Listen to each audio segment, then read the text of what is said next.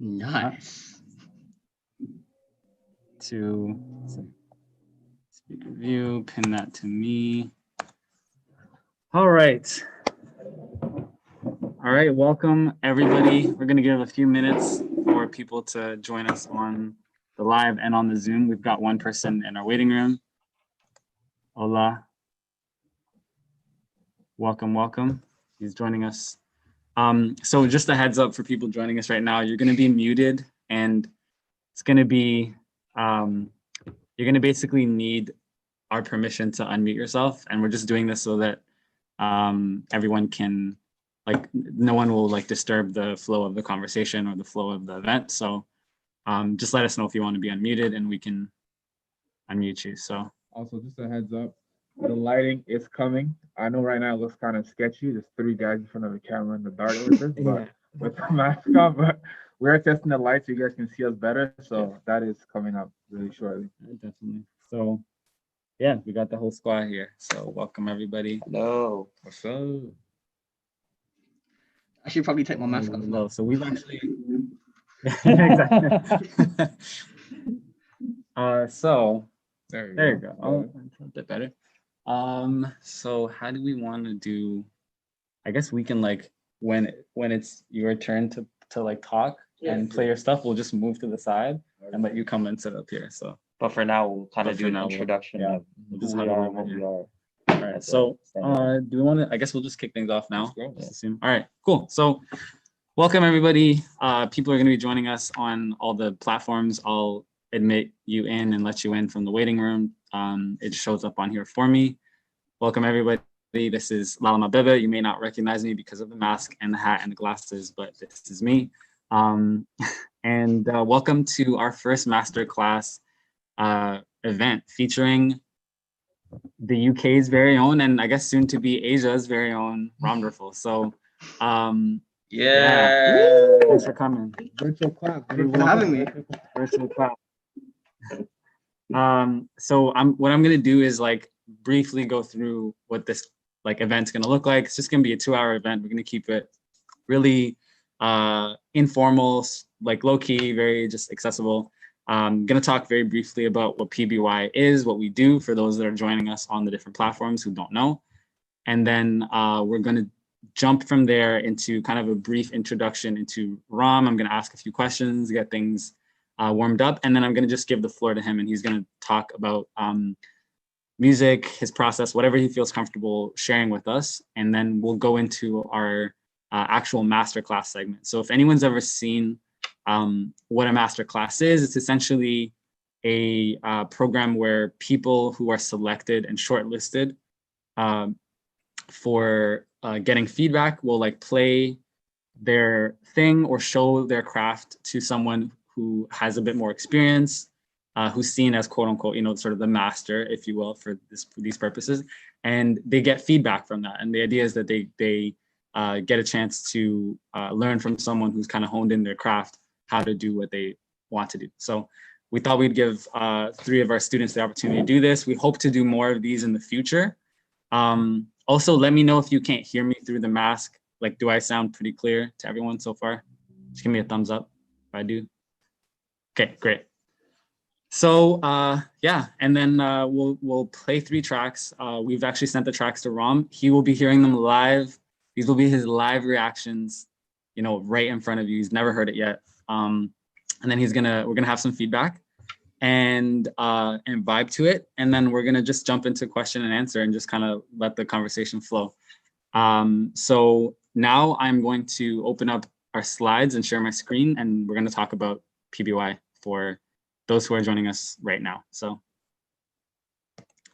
1 second to do that. Basic, yeah. There we go, just the screen. I don't need to share computer sound. All right, so. Tab out. There we go. Present. So welcome to our masterclass event. Who are we? Produced by youth. We are very lucky individuals who are getting to do this really cool program.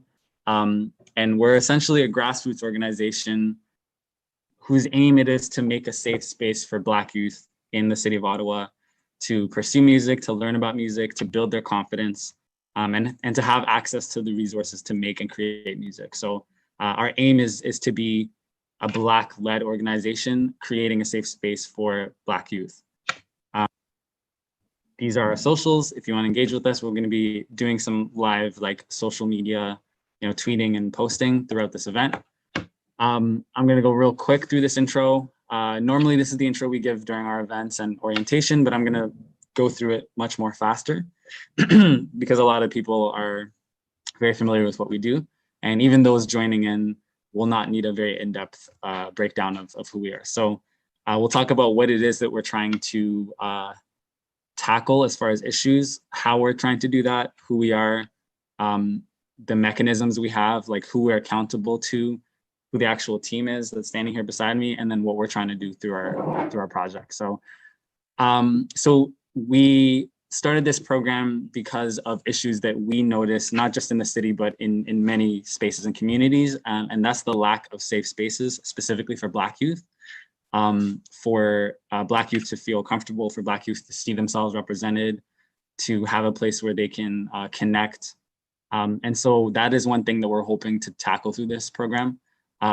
Music can be inaccessible, like it is getting a bit more affordable and easy to set up, but there's still a way in which like plugins and certain software are quite expensive. And so we want to reduce that barrier as much as we can and make music more accessible to people, especially to people who are low-income youth.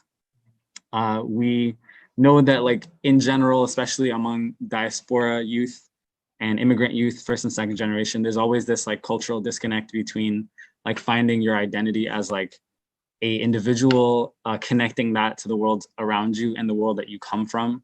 And so we want to provide just like through the fact that we have this safe space and other people from similar backgrounds are here, like we want to create that connection where there might not be a connection. And obviously the most glaring thing is that Black people and Black youth face anti-Black racism every day. They face discrimination in like every facet of society. And we want to create a space where they don't have to deal with that, where the music is the thing that connects us, where there's connection, where there's community, where there's collaboration.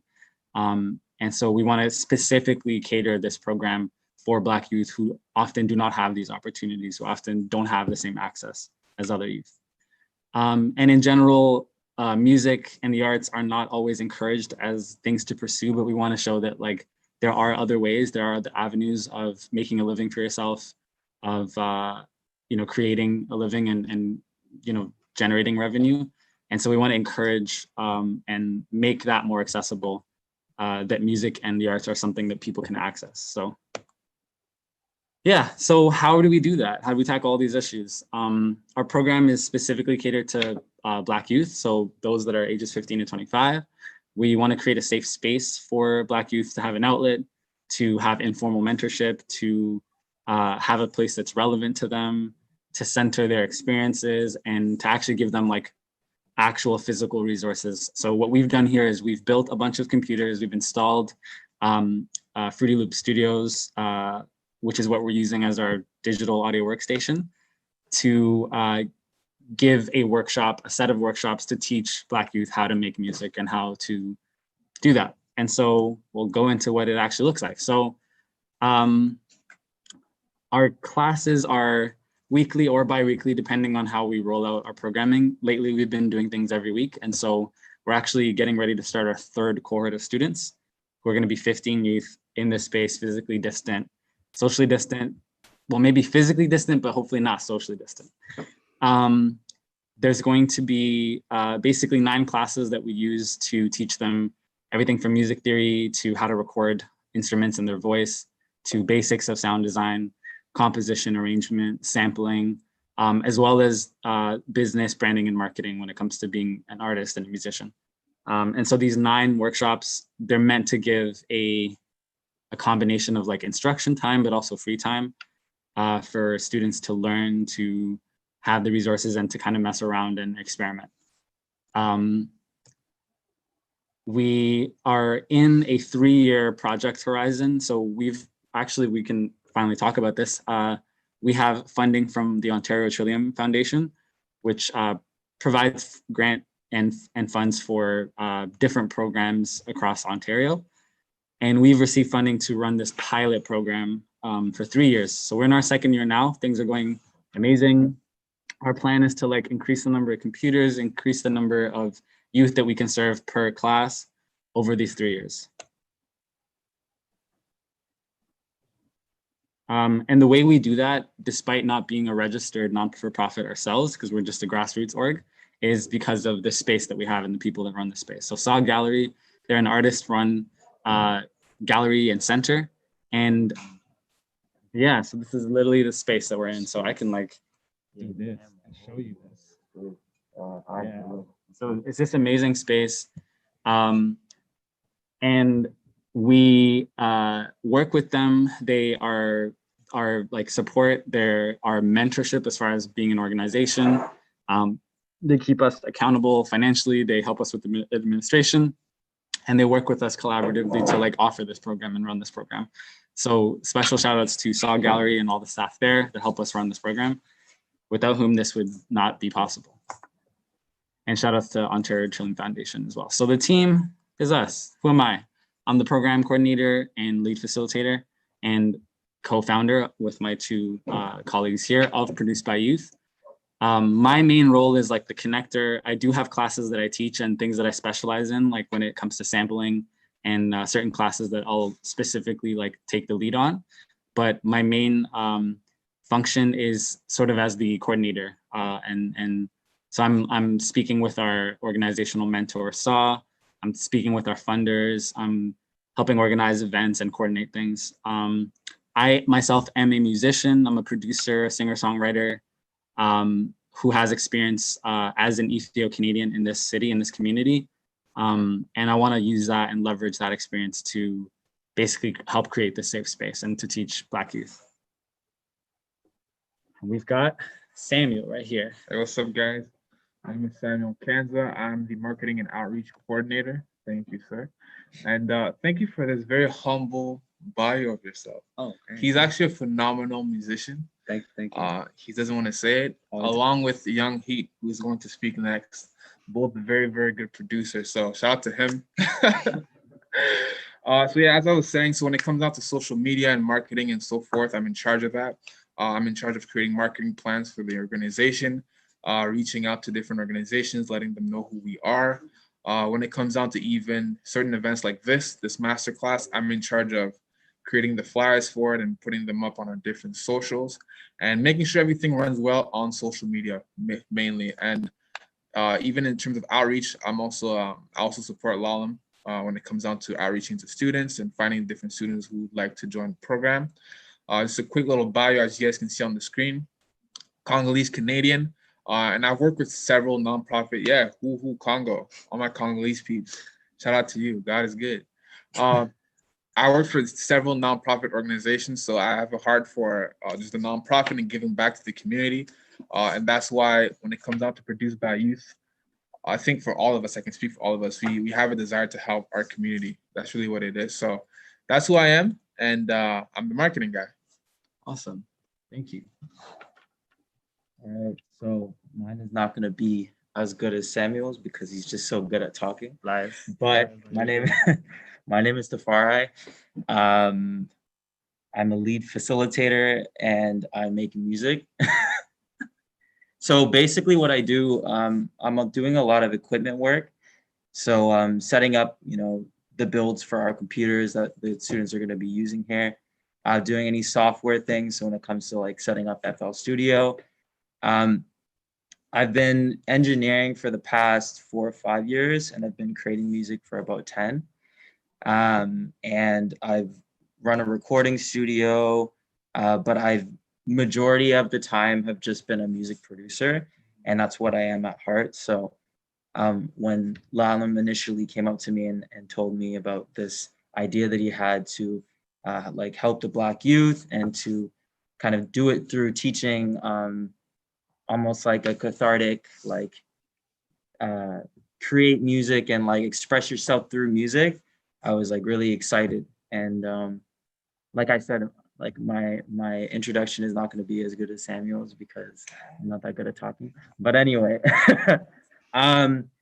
there's a lot of information here about me, but all I want to say is that I love music. It's helped me a lot, and I've grown up as a Black youth as well, and I do know the boundaries that Black youth face, and yeah, that's it. Awesome. That was great. Yeah. So thank you to my two colleagues for those great intros. So like we mentioned earlier, this project is a 3-year project. We're constantly thinking about how to expand, how to do this better. We finished our first year where we were serving, essentially we have like 2 semesters or 2 cycles every program year. And so in our first 2 cycles of year 1, we were serving 10 youth in the class. And now we're kicking off year 2. Literally today, we're going to be having hopefully up to 15 youth here in this classroom. And so it's super exciting. And then eventually in our 3rd year, we're going to have 20 youth. We've been given $250,000, more money than I've ever seen in my life, to run this program, and to hopefully do it in a way that is providing impact and like, reducing those barriers. So our plan is through this, based on those figures, to reach about 90 youth in our city, which is amazing. Again, these are things that we talked about that were the sort of target issues of before, but we want the space to be a safe space, meaning we want people to feel comfortable. We want it to represent them and their interests and also their identity. We want them to build self-confidence through the program. We want them to feel connected not only to themselves and their own culture and identity, but also amongst each other, because there's very like-minded people like our students and like our participants in this program. And so we want to increase that sense of collaboration, because we know, music is all about collaboration. The best music comes from partnership. And so we want to like instill that and put that as something that's a part of what we do and a part of our like DNA, if you will. We want people to have a better sense of themselves so that they can express themselves through music. One of the things I love about creating music myself is that it lets me express things that I haven't even worked through in my own mind, that I haven't even processed. Like I find that creating music is a way to, it's like a form of self-care, but also a way of like communicating like what's inside. And so we want to help people practice that. And we want our youth to engage with their community. We want them to take this and not just like leave this program the same way they came in, but we want them to feel connected to their community. We want them to have impact as they leave as well and also be leaders. And so that's our plan. That's our goal. That's what we're constantly working towards, are these intended impacts. And this is very briefly what our actual curriculum looks like. We talk about FL, music theory, EQ. The idea is to give like a very basic fundamental overview of these things and of music production and songwriting. So with that, I'm going to stop sharing my screen, and I am going to highlight our friend ROMderful here in this video. And I'm gonna just ask 1 or 2 quick questions to kind of get the ball rolling, and then I'll hand off the virtual mic to ROMderful, and he's gonna talk about music and his process and kind of give us a view into his world, the interstellar galaxy in which he lives, clearly. So, I mean, there's lots of ways to start, but I'll just try and keep it brief. So what is your favorite thing about the music process for you, like as it looks like right now? Is this in terms of making music or just career as a whole? I guess both. Yeah. I think the coolest thing about making music for me is it's literally like being able to make your dreams come true. Like you're really thinking about an idea, and then you can physically put it out and make that a thing that hopefully other people enjoy, hopefully that you really enjoy. And it gets to make people feel something, and I think that's really, really cool. In terms of a career aspect, it's really cool to just kind of have something that you enjoy that much that's able to like pay you bills, and you can travel from it and stuff like that. But I think the one most important thing for me that I've really loved from it is meeting people and just kind of like creating like a worldwide family. Like I'm sure after this that all of us in this chat will continue speaking. It's just really, really cool that you can just go to another country and just be like, oh, hey, I'm here, let's hang out, or let's make music, or like, you know, let's go and get food or something like that. And that's all because of music. So you kind of create like a massive worldwide family based on, well, for me at least, was SoundCloud. I created a lot of like my lifetime friends from SoundCloud. And yeah, I think those are like two of the coolest things I've loved about making music over the past 12, 11 years. Awesome. So yeah. That's amazing. I realized I probably should have given like a very brief intro to who you are before I ask those questions. But I love that intro. Yeah, I think especially connection, collaboration is something that's like very near and dear to all three of us, because it's something that's like we feel is like embedded in how we do music. We're collaborating. Yeah, yeah, literally like this whole program itself happened because we were connected with each other and collaborating with each other and like trying to involve each other in our processes and the things that we do.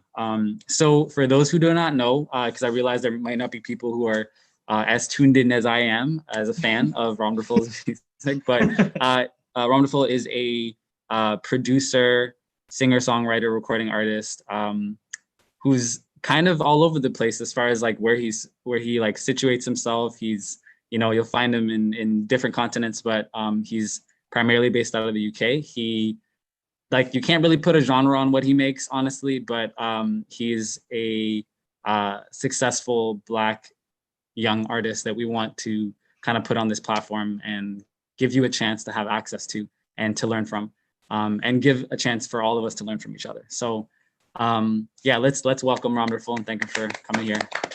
Thank you. Yeah. So yeah, so with that, I've asked that first question. I'll just ask one more and then just let you kind of free flow, play stuff, show your process, maybe show your space, that kind of thing. So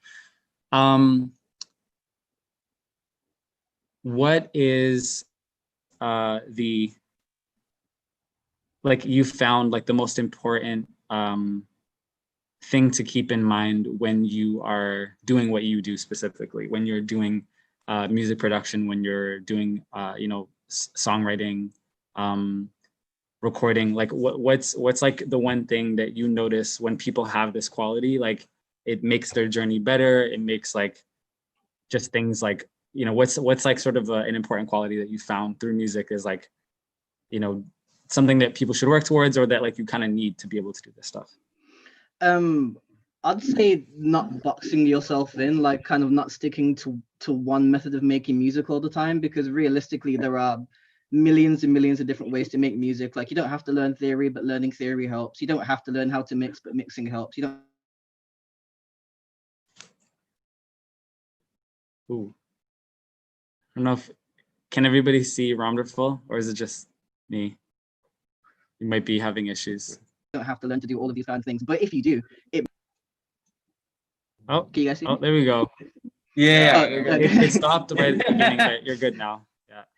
Yeah, but just kind of like being open to changing the process, like every time you make music or anytime you create, and just being consistent with that as well. Like, I think it's really, really good to diversify your styles as well, because expanding your mind on what you can make, you don't feel like, oh, I can only just make trap beats, or I can only just make R&B beats or whatever. Like, realistically, if you make music, you have the power to make as many things as you like, and I don't think you should box yourself in. And I think believing in yourself is definitely a strong one as well. Like, really believing that even if you've never made a rock song before, you never know, try it. It might work out, it might be terrible. But the saying that I live by, and I've always lived by forever, is like, it's better to try and fail than never try and always wonder. Like, I would hate to be like, you know, 15 years in the future thinking, oh, what if I tried making that indie rock song when I was 22? And then you never try making it, and then you might think, oh, this actually isn't that bad, and then that could end up being your best song, and you just never know. But like, it's definitely good to diversify and get out of the box and just explore and have fun with it. But having fun definitely always is the number one. You need to really enjoy it. You need to be having fun when you make it. I feel like if you're making music and, you know, you're just kind of stressing out and you're getting annoyed, it's cool to just take a break and stop and not make music for like a week or a couple weeks or whatever until you feel good again. And then you start making music when you feel good. But if you really don't feel good, it's okay to take a break, and don't let everybody fool you into this. You can't sleep. You can never go to sleep. You have to be active 24/7 and make music and stuff like that. you won't be at your Yeah. best if you do that. You have to take breaks. So don't Yeah, ever let yeah. anybody make you feel bad about doing that. Definitely. But yeah, I think that's what I really believe in terms of that question. Oh, I love that. I love that. That's a great answer. Great answer. Lots of like tidbits of like different ways of tackling that same thing too, as far as like what's important to you and what you found. Yeah, I do notice like you are an artist that tries to embody like that that philosophy of like making sure that the music is enjoyable to you and that like you're not, you know, sort of like, what's the word? Overthinking it. Like you seem like a person and an artist who like tries to put that at the forefront of what they do. And I think that's awesome. So I think I'll just hand the virtual mic and you're already technically like the spotlight video right now on our YouTube live. So yeah, feel free to kind of, you know, give more of an introduction if you want, or go into your process of what you want to share as far as music. Yeah, for sure. Let me share my screen because I can show you guys just some random ideas that I have. Unless anybody has any questions that they want to ask at this point. Oh, you can open this for. Yeah, it's does anyone have any questions? We can you can type in the chat. No, I have You can a also question. type on YouTube as well. Pardon? Of course. Yeah. Go on. What I was going to ask him is I was looking up his work. You want to come closer? Yeah. I was looking up your work and I saw that you were in Japan, right? Oh, yeah. Yeah. How did that come up? How did you get there? Like, how did that happen? So it's really random. But like I did this EP for Selection back in 2019, no, 2016. So that was quite a while ago. And that EP ended up just doing really, really well on SoundCloud and Spotify and all those kind of things. And I remember at the time, a guy from Korea actually hit me up and said, "Oh, your music's doing really well out here. We want to bring you out for a few shows." So at the time, I was a bit like, "No, I'm being trolled. Like you're lying to me. Like I'm just gonna completely ignore the fact that that happened." And then he started like he kind of consistently started hitting me up like on a daily basis, like, "Yo, we want to sort out these shows." So eventually, I was like, "Okay, maybe he's serious." So we started talking, and then like we started hanging out, and then eventually like the conversation kind of died down a bit, and I thought, okay, it's not gonna happen. And then a week later, I just saw tickets to Korea in my email, and I was like, "Oh, he was serious." So then he flew me out to Korea. Then I met like a bunch of this guy's team, and his name is Milik, so he's like a really big producer out in Korea. And then he introduced me to like at the time I wasn't aware because I wasn't really following Korean or Japanese music, but he kind of introduced me to like the biggest people in Korea. So I had met like Dean and Crush and Miso and like a bunch of like the big K-pop artists. And then at the time I didn't even know who they were. So like I was meeting up with these guys and we were going out to parties and getting drunk and stuff. And I was like, I remember this one master all over his shirt.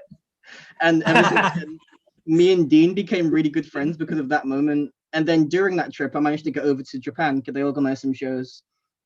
And there's an artist in Selection or a DJ in Selection called Yuki, and she was running a party at the time. So then I played my first show in Japan on that same trip. Then I also met like a bunch of Japanese artists as well. And then ever since then, it's just I've kind of been back and forth between here in Japan and Korea, China for the past 3 years, realistically. That's Yeah, which is really random, and that's why I'm always just like, "Yo, keep putting stuff out, man. You don't know who's listening to your music. Like, just keep putting stuff out." Realistically, that can happen to anyone, and it has happened to a lot of people as well. That's amazing. That is amazing. You had a follow-up question in regards to the language barrier when it comes down to different artists, right? Yeah, exactly. If that was ever an issue when it came down to the workflow between different artists. I don't really think there's much of an issue. Sometimes if I'm with an artist that can't speak English very well, there usually is a translator in the room with us. So like they might be able to speak a bit of English, but if there's like something they specifically wanted that they can't say in English, then someone's usually there to help both of us out. But usually when I go to countries, language barrier is not really an issue. And I always do try my best to just kind of learn little things as I go along, because I like to kind of be appreciative of the culture that I'm trying to like, get myself integrated into. So like when I go to Japan, I learn a little bit of Japanese from my friends. I learn a little bit of Korean from my friends and stuff like that. just to be polite, just to say, you know, have manners and say please and thank you, hello, goodbye, you know, sorry, excuse me, stuff like that. Right. So yeah, I don't really see it as much of an issue, to be quite honest. Yeah, that's really cool. So I have a question for you in regards to he's like, what? In regards to your character. So one thing that I think we can all sense from just speaking to you is your level of humility. You seem like a very humble person. And when I Googled your name, just to get more information about who you were and your history and so forth, I see all these big names selection, and you just dropped so many names and so forth. So as a person who has all these different connections and knows all these big artists, and I know some of you guys can see through YouTube, but in the chat when you were dropping names, everybody's going crazy. They're like, "You're so lucky." I see Cass calling someone a god. Like they're like, "Yo," they're going crazy over you. So I wanted to kind of hear from your perspective, how do you stay level-headed though you reach all this success and you know all these people? How can artists that reach that level of success and even higher level of success remain humble and level-headed? How do I answer that one?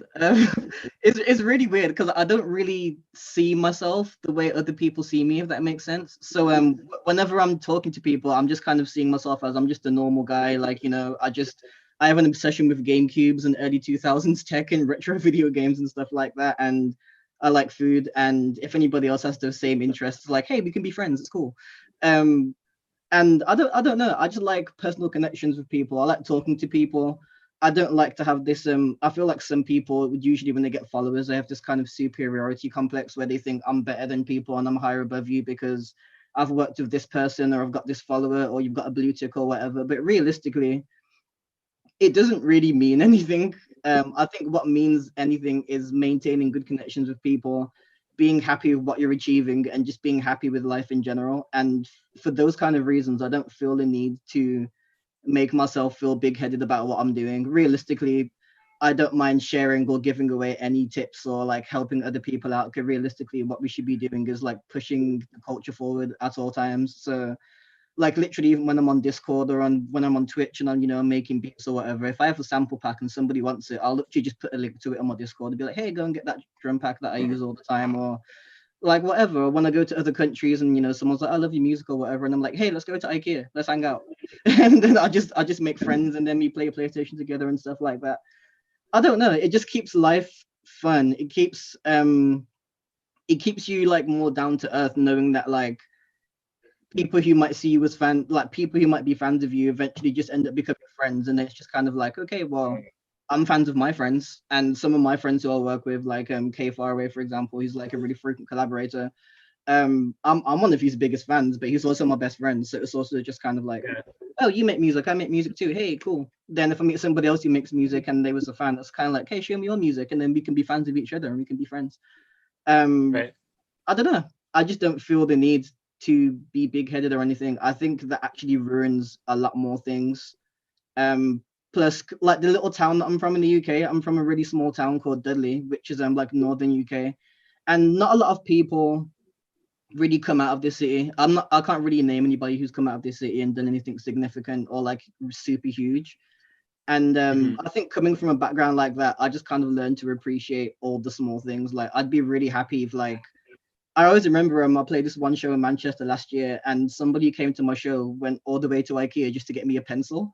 Because he knows I like IKEA so much, and he went all the way to IKEA to get me an IKEA pencil and brought it to the show.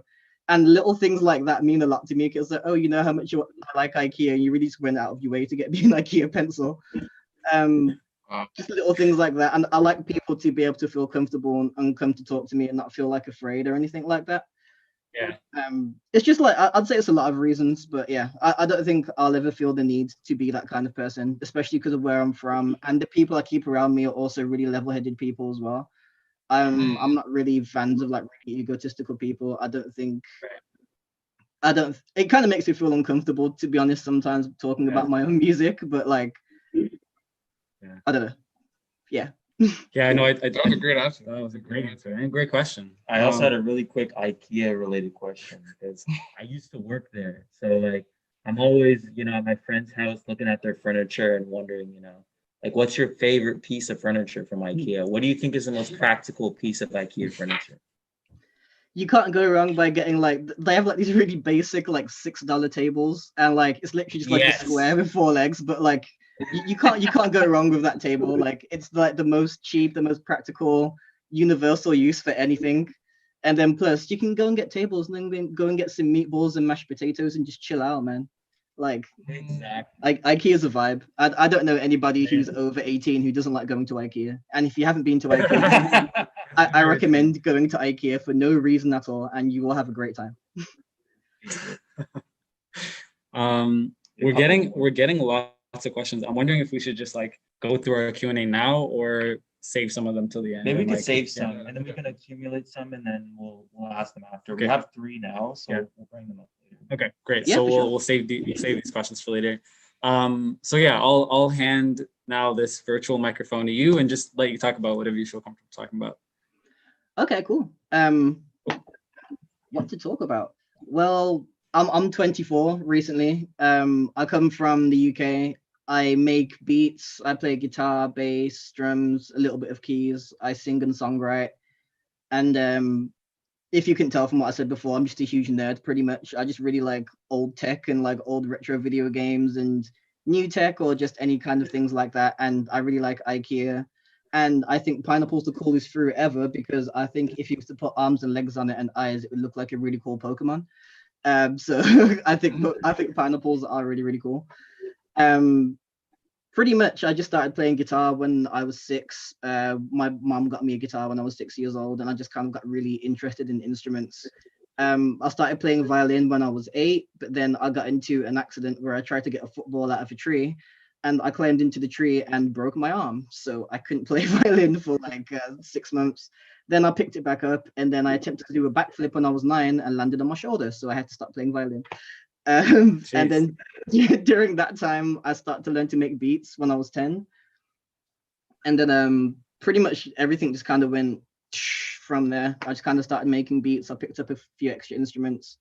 Then as soon as SoundCloud came in, that's kind of really the thing that took my career off. And I'd say Soul Lection was definitely a massive part of that as well. Then my first Soul Lection EP was pretty much what took me around the world and kind of got me a decent amount of recognition to start getting placements and traveling and then doing studio sessions and stuff like that. Then I did get signed to Sony in 2018 through a division called Sameplate.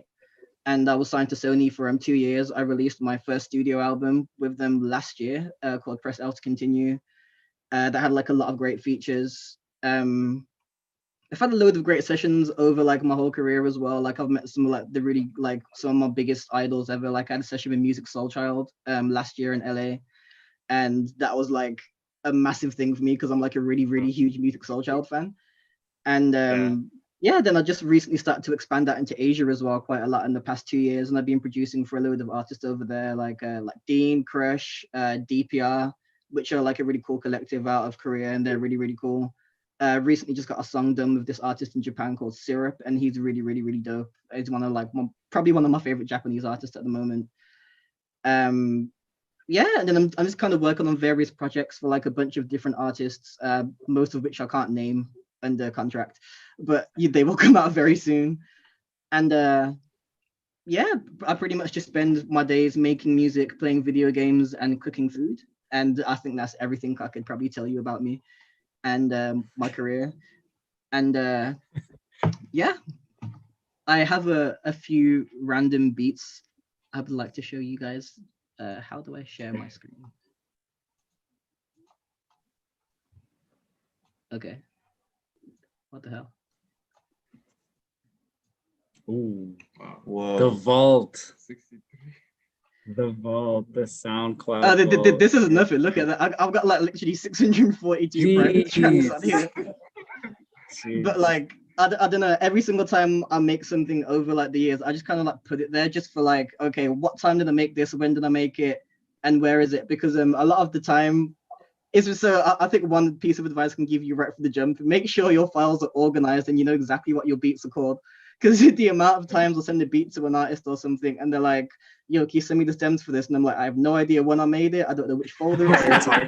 I don't know what it's called. I don't know where it is." And like, I always remember this time I had to send a beat to John Doe for her project, and she was like, "Can I get the stems for it?" And I literally spent 3 days trying to find this one beat. And ever since then, I was like, gosh. I need to organize my stuff properly. So that's kind of why I started uploading things to SoundCloud. It gives me kind of like, it kind of gives me like a small bracket of dates to find out whenever I made this beat, so I know kind of where to look, like what time period to look in. But yeah, what can I show you guys? It's really weird to think of where to start because I just have loads of random ones, but I'll just start with this one. Can you guys hear that? Right now, I cannot. Yes. Is it playing? Oh, it's not playing Oh. yet. That's why. I didn't share my computer sound as well. Okay.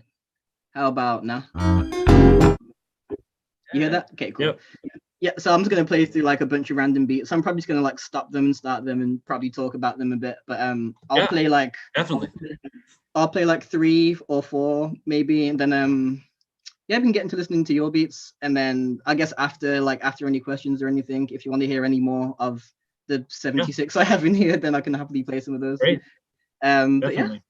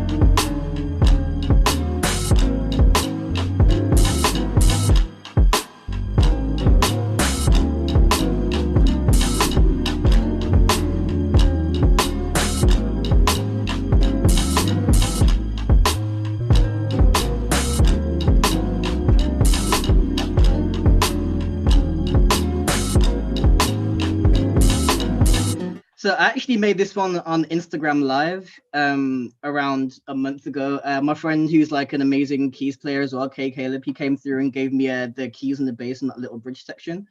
But yeah, I was on Instagram Live and somebody had asked me like, how do I make my drums kind of like really kind of big and like punchy? And I just kind of gave some random advices about like thinking outside of the box. So what I did was I put like a kick and a snare down on the piano roll and like with MIDI. And then what I did was I turned my microphone on that was behind me and I literally just got like this pen and started hitting my table like this. Then I hit my table like that. And then I also did it with my hands. Then I also got like a guitar pick as well, which I have on my table, also hit that. So I have like 3 layers of kind of like the same kind of material. And I just EQ little parts of them out and it sounded like percussion. And then like you kind of like offset them all a little bit so you kind of create a natural bounce. And then I was kind of like, okay, thinking outside the box, the drum sounded that thick, but all I did was tap my table 3 times.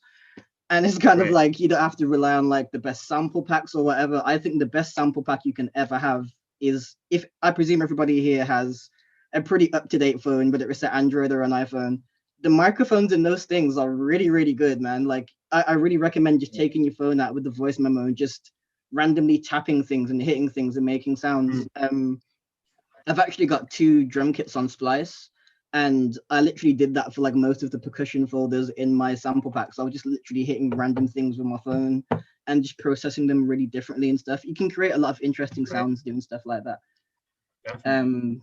Yeah, I'll play another beat as well.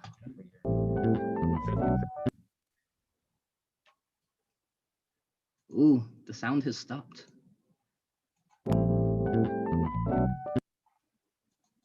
Doesn't want to play. It's a sad day.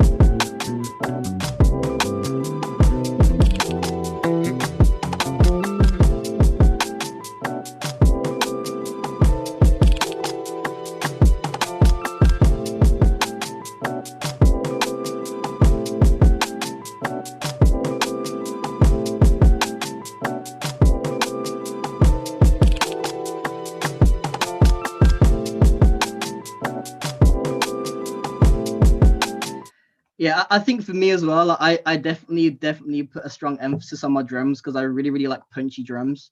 Right. And then like obviously I really like pretty chords and stuff like that as well. I presume everybody here uses FL Studio, right? Or no? In our program, that's the DAW that we're using, but yeah. So like just from a non well, it's probably a very biased perspective, but all of you guys are the best. FL Studio is the best DAW ever. Let's not cause those arguments with people online. Right, what else can I show you? This is something I made. So are people aware of Smino here?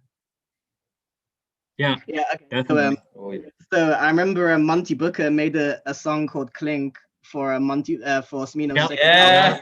And I remember like one day I was really bored, and then I remember I was in LA with Monty Booker actually, and like the day after I was like, I'm gonna try and make something like that. So I got left in the studio for 2 hours, and I was literally like, okay, cool. I'm gonna like pour up a little bit of wine. I'm gonna put a candle on. I'm gonna try and make something that slaps as hard as Clink. I tried to at least anyway. So this is kind of like my take on that kind of beat. Wrong one. This one.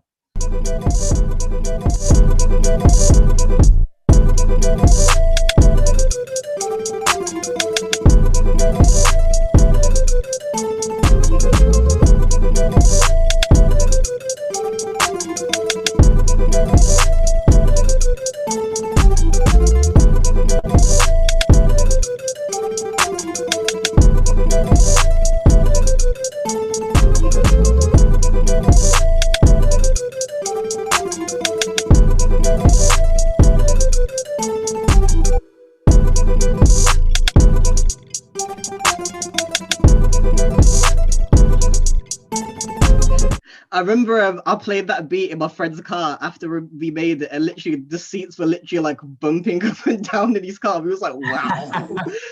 It was like the kick and the bass combination was pretty heavy. What else can I show you that's really different?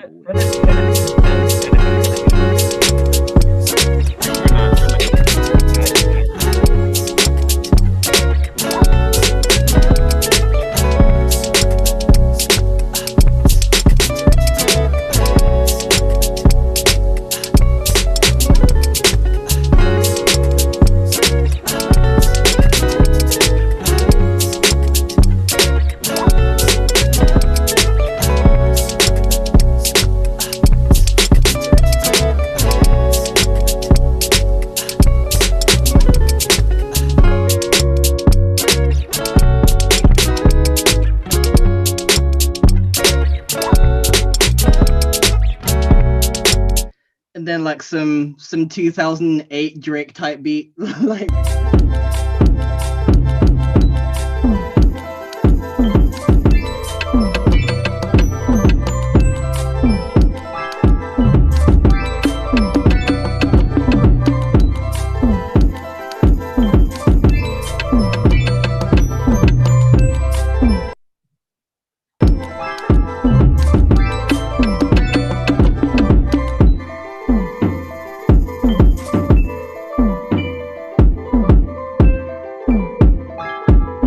But yeah, I mean that's a few beats for me because literally I could do this for like the next 7 hours. So yeah, we can probably move on to listening to the beats that you guys have made. Perfect.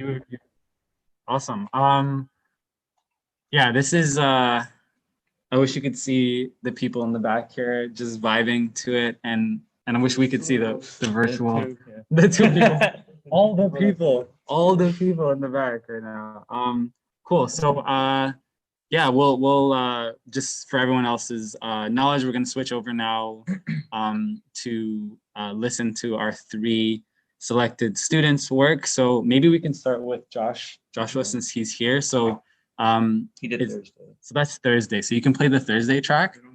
Okay, for sure. And before you do, we'll let him just like, we're gonna move out of the way, and maybe we can switch the screen. If you can turn off the screen share, and we'll let him talk a little bit, and then we'll put it back to you. Great. Yeah, sounds good. All right, we're gonna let Joshua come and yeah, just talk about the chart. Yeah. Hey there. Hey. Can you hear me? All right. First of all, Yes. Okay. All right. Speakers. Spotlight video. Oh, wow. All right. Oh, that's awesome. All right. So I heard about the announcement, like I think on the Instagram, and I was like, damn, I wish you told me about it because I wanted to like present the beat as well. And Sam told me like this Sunday. Is it this Sunday? So I was really excited when they told me like that I was going to present the beat. I checked you out. I did not know about you, but I checked you on Instagram and you, I just like the way you vibe on your Instagram with like your instruments and stuff. Because I just recently picked up the guitar when I was 17. I'm like 23 now and stuff, so I'm still learning it and stuff, but it's something I like to play around with a lot and stuff. So yeah, I just hope you enjoy it. Yeah, maybe play it. Awesome. So, Yeah. all right, we'll switch now. Ron, you can share your screen and play the track. Okay, for sure. And you can stay here. That way you can like do the feedback and stuff. Excited to hear that? Tell which one it is.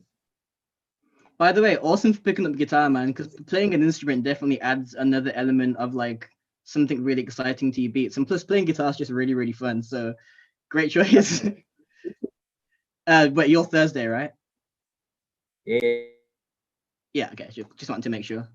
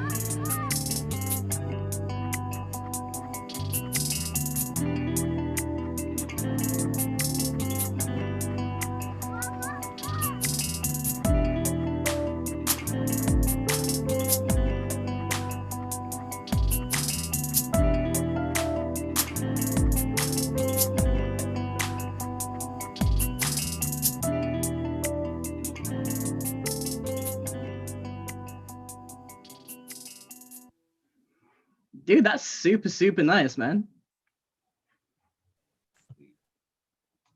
Wait, can you guys hear me or am I silent? Yeah, we can hear you. we can hear you. Okay, for sure. I wasn't sure if my mic was muted on that. Yeah, that sounds really, really nice as well. And I really, really like how you you panned like the different guitar layers as well. And plus I'm just a really big fan of like layering things. So I really, really like how you've mixed and like arranged the beat as well. How long have you been producing for? I literally just when I first signed up was my first time. So Last year. So last year. yeah, that's November, was it? Yeah, I think so. Yeah. Yeah. So that was my first time. Like it was my first introduction to producing. So I always like enjoyed like making loops with my guitar, but it was literally my first time. Yeah, pretty much.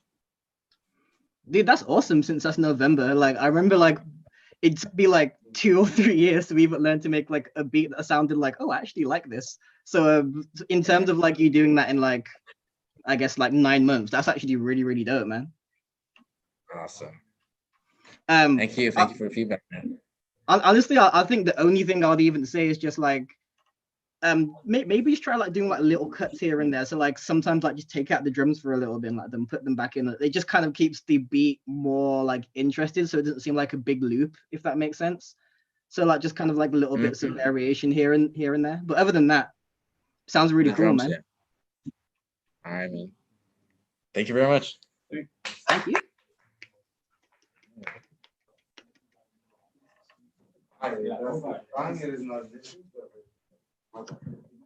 So Josh is the only one who's with us today, but we have on the Zoom call Bethany. Should we do Bethany next? Bethany, are you cool with going next? Oh, we should. Let's see. So okay, we'll do the same thing now, Rom. So we'll have you exit the screen share so that we can see. Awesome.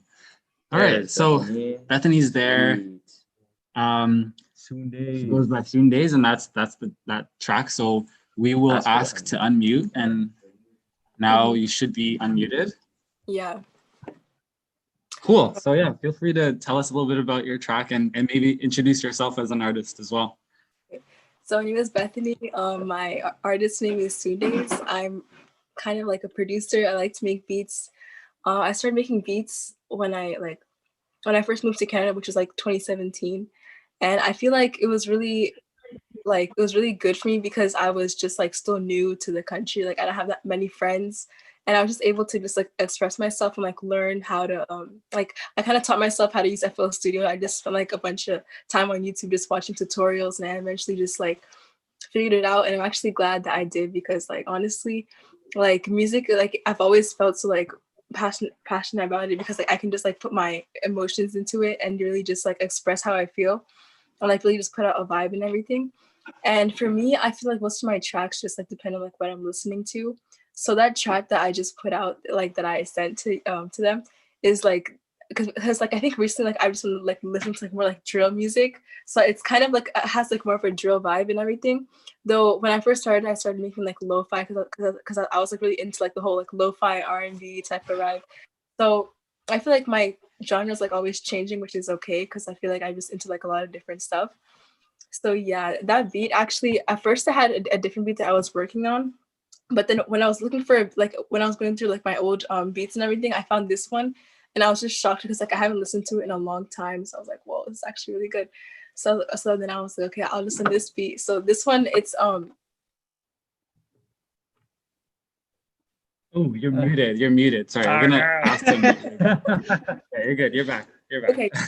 But the beat that I found it like on my computer, I was just really shocked because I haven't like opened it in like months. But it was actually like really good.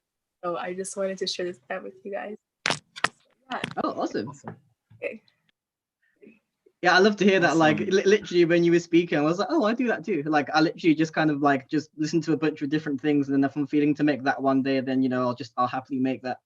Like I remember like a couple weeks ago, maybe a week ago, like I was just on Twitch, and someone was like, yo, just make a drum and bass beat randomly, and I was like, okay, cool. So I literally just started like thinking about like Ridge Racer and like a bunch of like old Japanese Sega games, and started making like a bunch of drum and bass music. And I think it's really fun that you can just listen to something and be like, I want to make that, and then you just go and make it. So that's really cool. I love that. Right, yeah, let's hear this. Wait, I forgot to share my screen. All right, cool. Nice.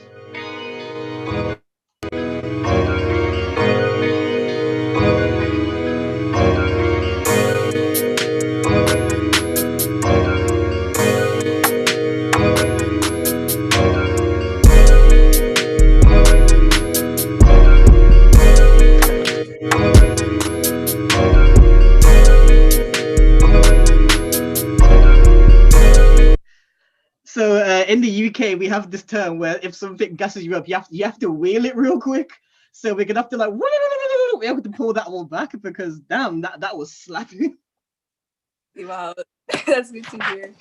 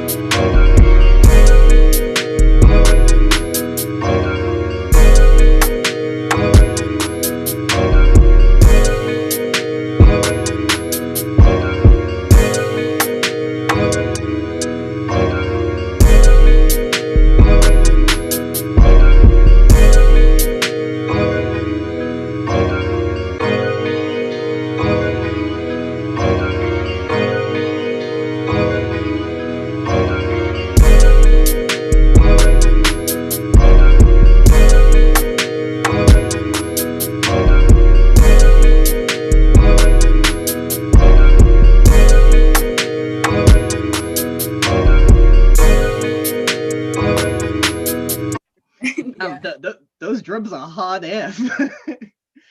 How long have you been making beats for? I would say like 2 to 3 years, but I've been kind of on and off with it. But recently I've been more like into it. Also after, because I was actually in the first, I was in the second cohort, like during Corona and everything. So like during quarantine, I'd be able to really just like practice more of my beats and really just make more and explore more. And yeah. Yeah, that sounds really, really tight. I was literally just like sitting here just thinking about all the rappers that sound super dope on this. Yeah, though honestly, it kind of sucks sometimes because like I kind of wish that I could like sing or rap on some beats, and like I can sing a little bit, but like I'm just not like that confident yet. But I feel like my beats can like really go well with someone who can like write like a nice lyrics and like can rap really well and has the right voice for it and everything. So yeah.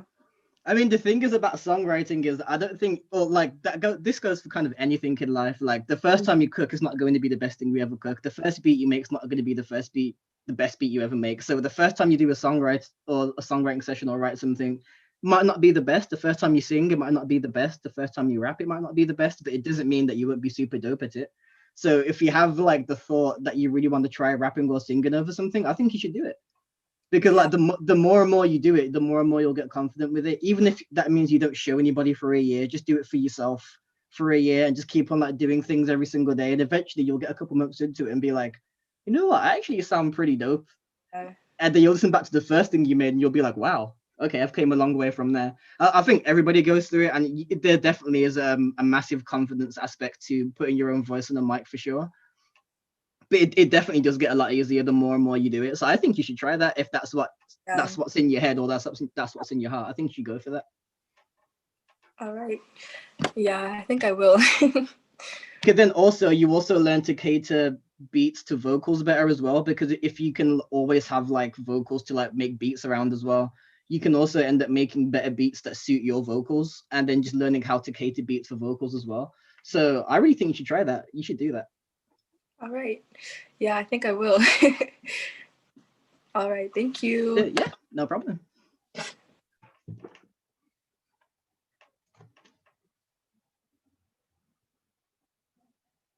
I am going to unmute myself. All right, that was awesome. Shout outs to Bethany, Sundays for that track. Last but not least, we've got Whitney. I'm going to ask to unmute you. And can you hear me? Hey, yeah. Yes, we can hear you. So okay, I'm Whitney. So this song, it's not my song, but it's a cover of this song called Going Through by this guy called Christian Alexander. And so how it started was I was like trying to learn how to play guitar earlier in the summer. And so one of the songs that I learned was Dear April by Frank Ocean. And so there's like this 40-minute clip of me just like figuring it out. And one time when I was playing like a section back, I was like, okay, wait, that kind of sounds nice. So then I like took the file and I like cut out different parts to get like different like little samples. And then I laid it out for like an instrumental type thing that's more like vocal based. And then I put like in some drums, and then like I recorded myself and stuff. And so it was like just kind of more of like a bare type instrumental instead of like a heavier one, because like I was thinking like, okay, maybe let me try something like a bit more lighter, I guess. Okay, awesome. I like that. All right, awesome. So we're excited to hear your track. Let's hear that real quick.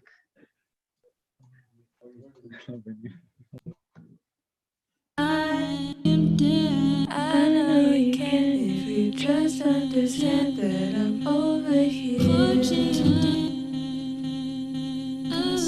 Fill your pockets to show that you're washing yourself with fear. I know I'm not what you needed, but you came through anyway. Made me feel like I was something important to you.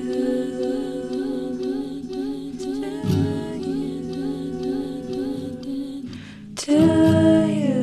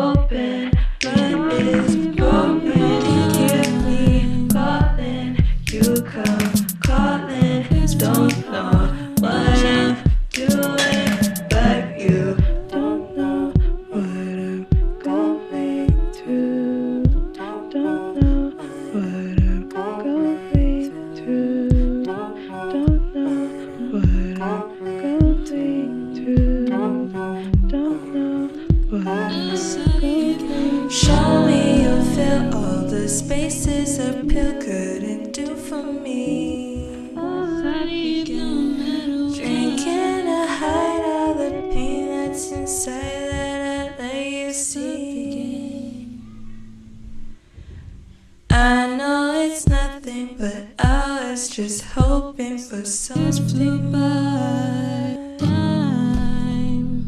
You say I'm funny, you let me crash on your floor.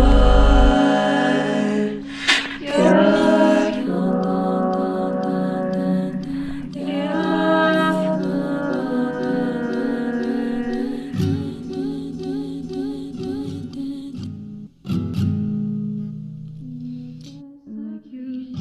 I know I'm so kind of I'm so stuck up, let go so hard. I barely feel so low. I feel on the side of the road, breathe in, breathe out, broke out, break down, break in, cut me open, blood is open, kidney falling. You come calling, don't know what I'm doing, what I'm doing. Blood is falling, kidney don't know what I'm going, don't know what I'm doing, going to, don't know.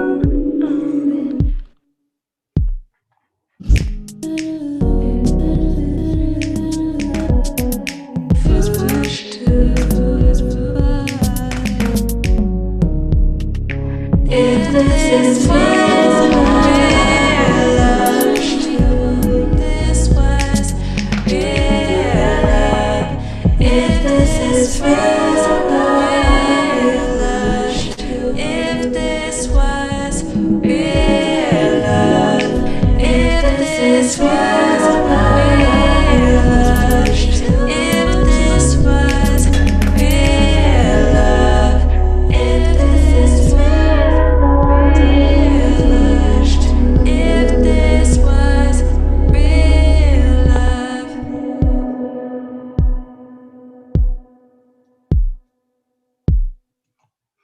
Dude, that's super cool. And the drums had like a really kind of like unique bounce to it as well. Like when the drums came in, it was kind of like, ooh, okay, that's where we're going then. And yeah, it sounds like really what's the word I'm looking for? Atmospheric, like spacey, vibey. Yeah, that was really definitely. Cool. I'd say like one of the only things that I could really pick out, like especially in like the beginning or like the break parts, there's nothing really to kind of like set the tempo, so it's kind of hard to know how fast the beat is before the drums come in. So I think that's something that I would definitely keep in mind. Even if it's just kind of keeping like one thing that kind of consistently sets the tempo in like a first or a third beat or a second and a fourth beat or something like that, just so when it comes in, like I don't feel like I'm trying to find out where the tempo is and I have to wait for the drums to drop to find out where the tempo is. But I would probably say that, and then other than that, just I guess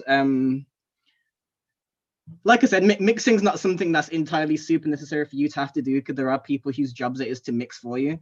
But I guess just like kind of like learning to keep a focused vocal in mind and then kind of have everything else be a background to the main vocal, because I feel like sometimes when the other harmonies and stuff came in, it was overtaking the main vocal a little bit. And realistically, if you've got like a main thing you're singing, you want that one to be front and center and everything else to kind of be behind it. So that's just like two little things to keep in mind. But like other than that though, it was super dope. The drums had the bounce. It was a really nice atmospheric vibe, and it made me feel very spacey, which is why I'm in space right now. So yeah, awesome. Thank you so much. Yeah, no worries. Yeah. It does feel very, very ethereal and spacey. That's what I love about it. It does, yeah. Words to it. There's so many parts of the track. Wow. Okay. So that was awesome. That concludes our feedback session. That was amazing. Thank you. Let's give let me switch my spotlight. I always forget to do that. Let's give a virtual round of applause to our students. And a quick shout out to our entire cohort from cohort number 2 and cohort number 1. Give yourself a round of applause. PBY. Love y'all. Cool. So maybe we can actually put it up as a question for everyone here. Do we want to switch back into question and answer right now, or do we want to go back into spotlighting Rom and letting him go through more of his process and stuff. So you just leave it in the chat what you think we should do. Because honestly, if you guys have questions too, now that you're all on the call, we could kind of give you guys more of a priority to ask questions first. Like Whitney and Beth, if you had any specific questions that you had for Rom, you can kind of ask them now. Yeah, and we did have a few questions. One from the YouTube, and then one through like WhatsApp, like through every like social media platform. Basically, we're getting like, we might even get a Viber, you know, a carrier pigeon possibly might come with a question. So I completely forgot about Viber. That's a throwback. Right. Oh, Viber is strong with the immigrant parents out here. That was like the first app everybody used before iMessage became a thing. It's kind of like, oh, you want to text somebody who doesn't have an iPhone? You have to use Viber. Yes, exactly. And there's like Tango and some of these other, it's actually so interesting how they work. So yeah, like type in the chat if you want to do Q&A or if you want to do that a bit near the end. So we got one person that says Q&A. Let me unmute. I don't know if you, I think Whitney's trying to speak, so I'm just gonna unmute if she wants. Okay, cool. We got Q&A. So, cool. So I'm gonna go back to we had an earlier question from Kaz that we'd like to ask you, ROMderful. So, do you want to just ask it directly so that you can word it yourself? So I will ask to unmute. Okay, and Kaz, you can feel free. Yes. Can you hear me? All right, perfect. I'm actually going to scroll all the way back up. By the way, all you guys' beats are amazing. I was in the first cohort with some of these people, so it's like dope to see you guys like glowing up and transforming and like really working on your art. You guys are amazing. It's so dope to see someone like ROMderful who's already so established. Like I've been like lurking on SoundCloud forever, so I was like, we actually got someone like really, really big to and do something like that. So amazing opportunity. I'm gonna go back to my question. I think earlier you talked about how you see yourself, right, versus how other people see you. And at least how I worded it, because I feel like I probably wrote it down better than I can just like say out loud, was like, do you feel like the split between how people see you and how you see yourself has ever caused friction or a disconnect, right? Have you ever felt the need to be defensive about your music, or how have you dealt with that energy coming from other people, right? There's a massive stereotype of the music industry, specifically for producers, being known as cutthroat and predatory, right? And how do you deal with that attitude? Like, how do you keep a positive, like, hey, I'm going to keep sharing, I'm going to keep being open, I'm going to keep giving people the opportunity to have access to my process or my samples and all these sorts of different things. And we know that, you know, especially when you're making music and, you know, you're sharing that music on the internet, someone can easily take that, or like, how do you keep that attitude in an industry that seems to want to tell you to do the exact opposite, right? And that was essentially my question. By the way, thank you so much again for giving me the opportunity to say that out loud. No worries. Oh, definitely. Massive vibes to everyone. So glad to be able to check in. So yeah, that's a super awesome set of questions there. Yeah, the music industry is very cutthroat. It can be really difficult to navigate sometimes, but I think for the most part, it's just keeping a good set of people around you. It's keeping a set of people around you, like close friends or close family or whoever, who will tell you that, like, if you're acting up, you know, they're going to tell you that you're acting up. Because there are some people in the industry, they don't want to tell you that. They want you to keep on getting bigger and like more egotistical and stuff like that. And they're always going to tell you yes to everything. They're never going to tell you no as soon as you start popping or whatever. I think it's just keeping people around you that's going to keep you like down to earth and level headed and just call you out if you're going to be on like some bull, basically. In terms of like just staying open, in terms of like just being able to talk to people or like giving people packs or like advice or whatever, I think a lot of people have this idea that like, okay, if I give you like guitar loops or if I give you a drum pack or whatever, oh, they're going to steal my sound and blah, blah, blah.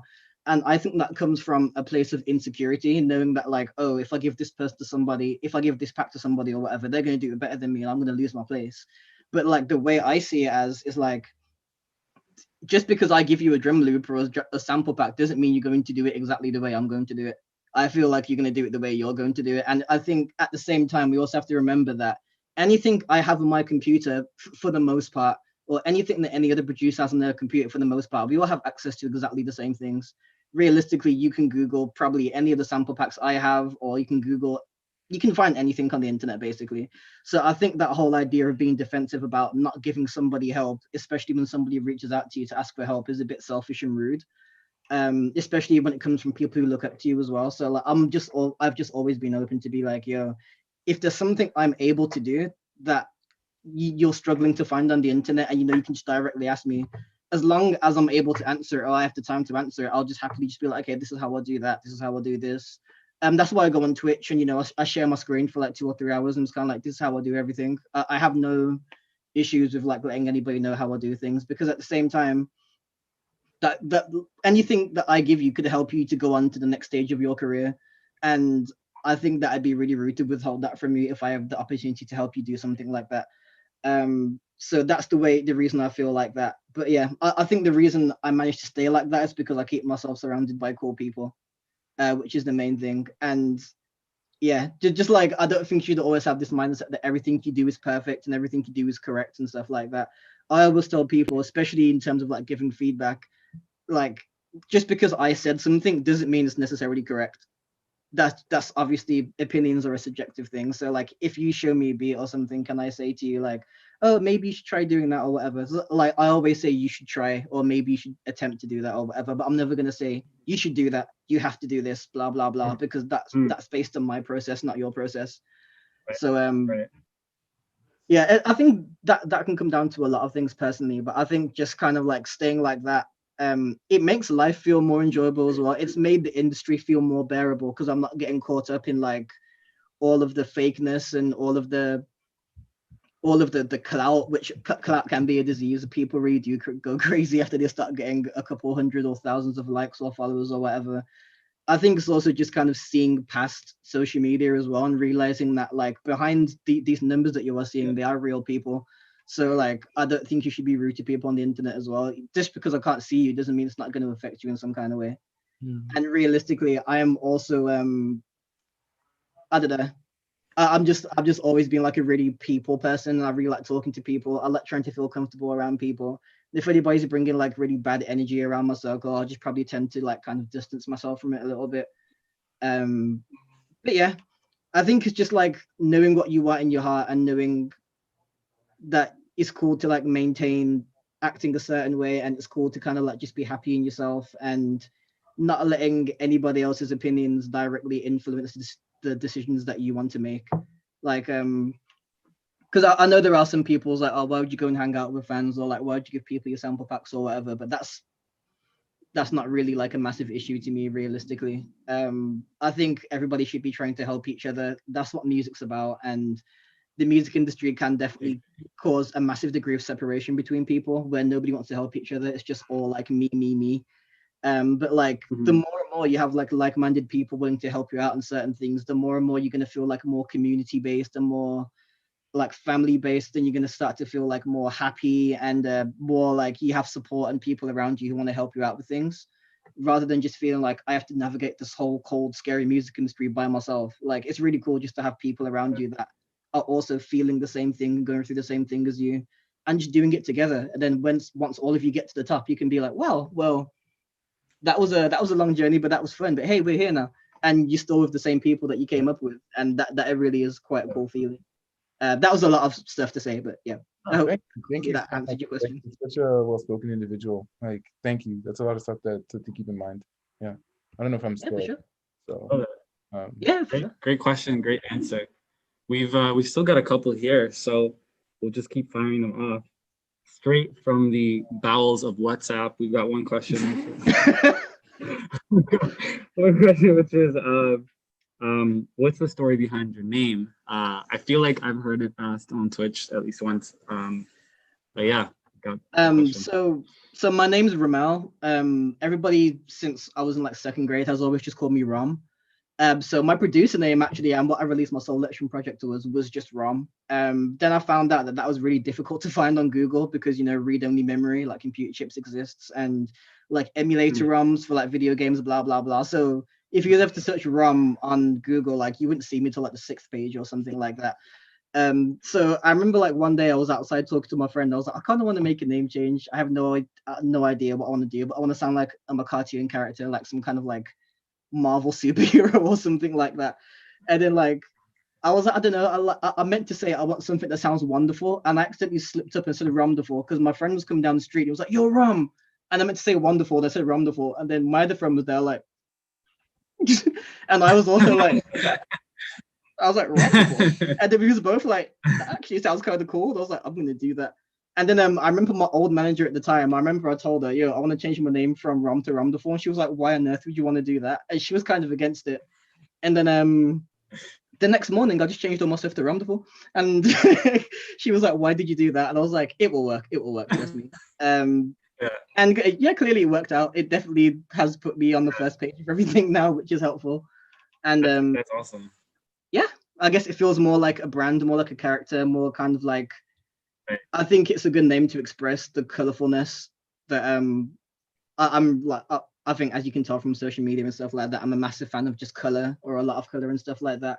And I feel like ROMderful is quite a colorful name, and it's very representative of like what I'm putting out and who I am as a person and what brand I have going on. So that's pretty much ROMderful. Pretty much, it came about randomly, but then it made perfect sense.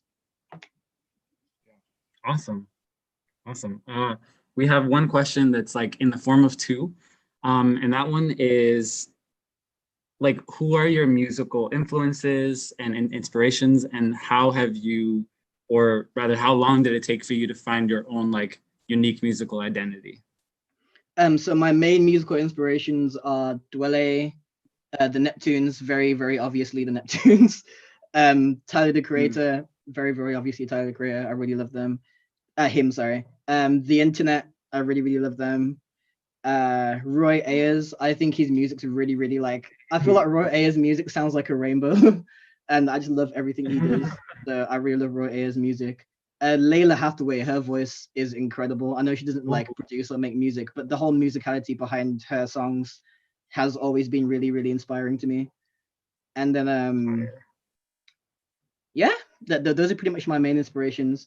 In terms of being comfortable with my own sound and getting to it, I'd say it took a while, because I think everybody, when you're producing, you go through this phase of imitating the people who you're the biggest fans of. So like I definitely had a really strong Neptunes phase for like a year or two, and I was just making stuff that just sounded straight like 2003. And Right. obviously when I was 15, I was in a death metal band for 2 years as a bass guitar player, and that definitely introduced a lot of different elements to me. Then I also made dubstep and drum and bass for like 2 years. When I first started making beats, I actually made grime beats for 3 years. So then I think by the time I kind of got to ROMderful, like when I had the name change and stuff, I had like all of those elements of all these different things that inspired me, and then I just kind of made this really weird mesh of all of them, which is now why I always really struggle when people ask me like, oh, what kind of music do you make? Because I don't really know what to say. It's just kind of like I just make stuff that feels however I'm feeling when I make it. But I'd say getting into a sound that is recognizable to a lot of people, it definitely took me about 3 to 5 years, I'd say. I find that's a common question for artists, because I'm gonna switch to me. I find I was just gonna offer extra commentary and vibe off of what you're saying. Like, I find that's a tricky thing that a lot of people try to find out, is like, how do I find my unique voice?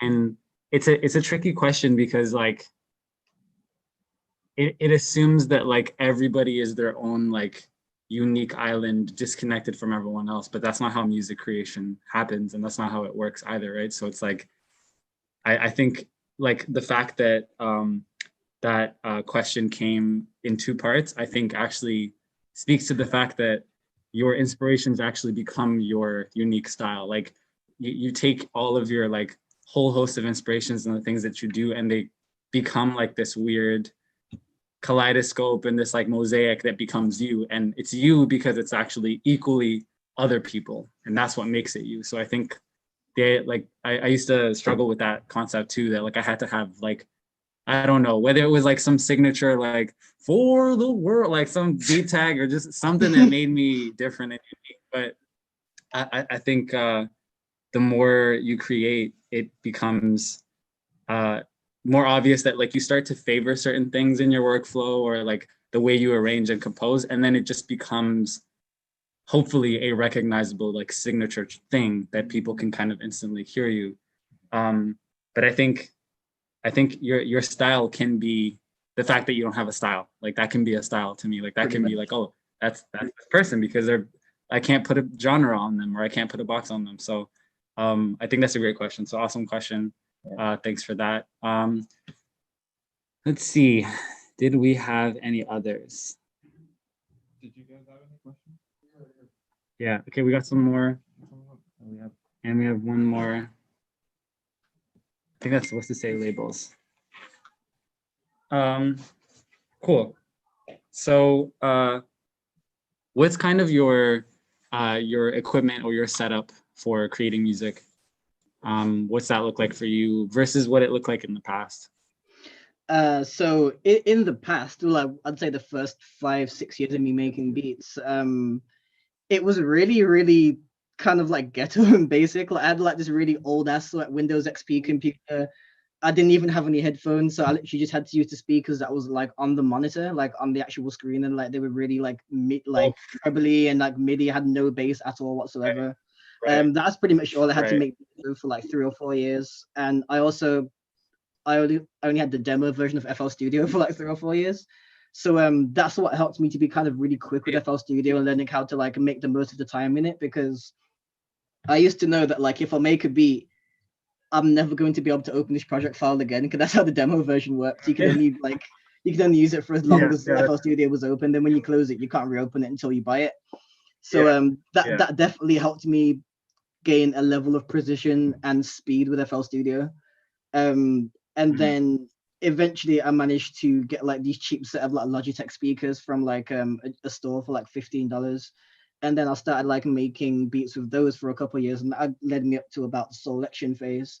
And then during the selection phase, after like all the touring and the shows and the features and stuff like that, producing for other people, then that put a little bit of money in my pocket to then upgrade to like a nicer computer. Then I got a set of HS7s, and I bought like a nice little cool guitar over here. I've got like quite a few guitars actually. And then I got like a 32-inch TV just to connect my laptop to and stuff like that. Then 2 years later down the line, after I had a couple more placements and like the bigger placements that were like really helpful, and the Sony and stuff like that, then Fender got in contact with me based on my album, and they just gifted me a guitar and like a couple of pedals and stuff like that. And that was really cool and helpful. Then Akai reached out to me and they actually gifted me with the APC 40. Novation reached out to me and they gifted me with like a Launchpad X, like 2 or 3 months before it came out. So it's really cool that eventually when you get to a point like you become an asset to companies. Like obviously the production value of what it costs to make like a Launchpad or something. If I was to get like 2 of my followers to go and buy a Launchpad, they've probably made like 6 times the money they spent to give me one for free. So I feel like definitely building your branding and your social media can be really important and helpful to you. You can end up getting to a point where you don't really have to pay for equipment that much anymore. Like even a couple of weeks ago, I was helping Native Instruments out with the project, and they just gave me Complete 13 for free, and like just like a bunch of like other free Native Instruments plugins as well. So yeah, I'd say it took like a really long time to work up from just basically having like the worst setup ever to kind of being able to like afford like the basics of what I need. But even still, I haven't really spent that much money on equipment, because I think it's really important to be able to make music without any of these things. So I think the one thing I always tell people when it comes to gear and stuff is like, don't let the gear make the music for you, because you're still making the music.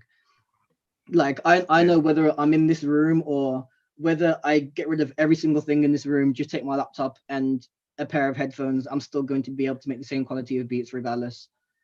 So I think it's definitely appreciating what you have, definitely maximizing the most of whatever your setup is.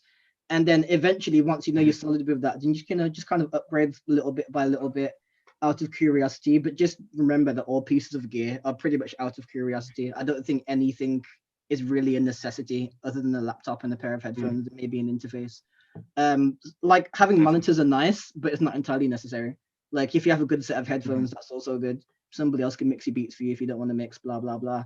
Having a keyboard's great, but if you're not like, if you don't really want to do that, then you can use a piano roll. Like I'm still faster at clicking notes on piano roll than I am playing keys. And that's probably always going to be a thing. But then that helps you to be like, okay, I can play keys, but if I don't have keys available, I can still put out a chord progression. So I think it's really important that you never need to have a crazy amount of gear. You just need the basics, the essentials, a good set of plugins, some good sample packs and stuff, and you're pretty much straight from there, realistically. Anything else after that is definitely a bonus. Awesome. Love it. Yeah, I can also attest to the piano roll thing. I remember when you first mentioned it in a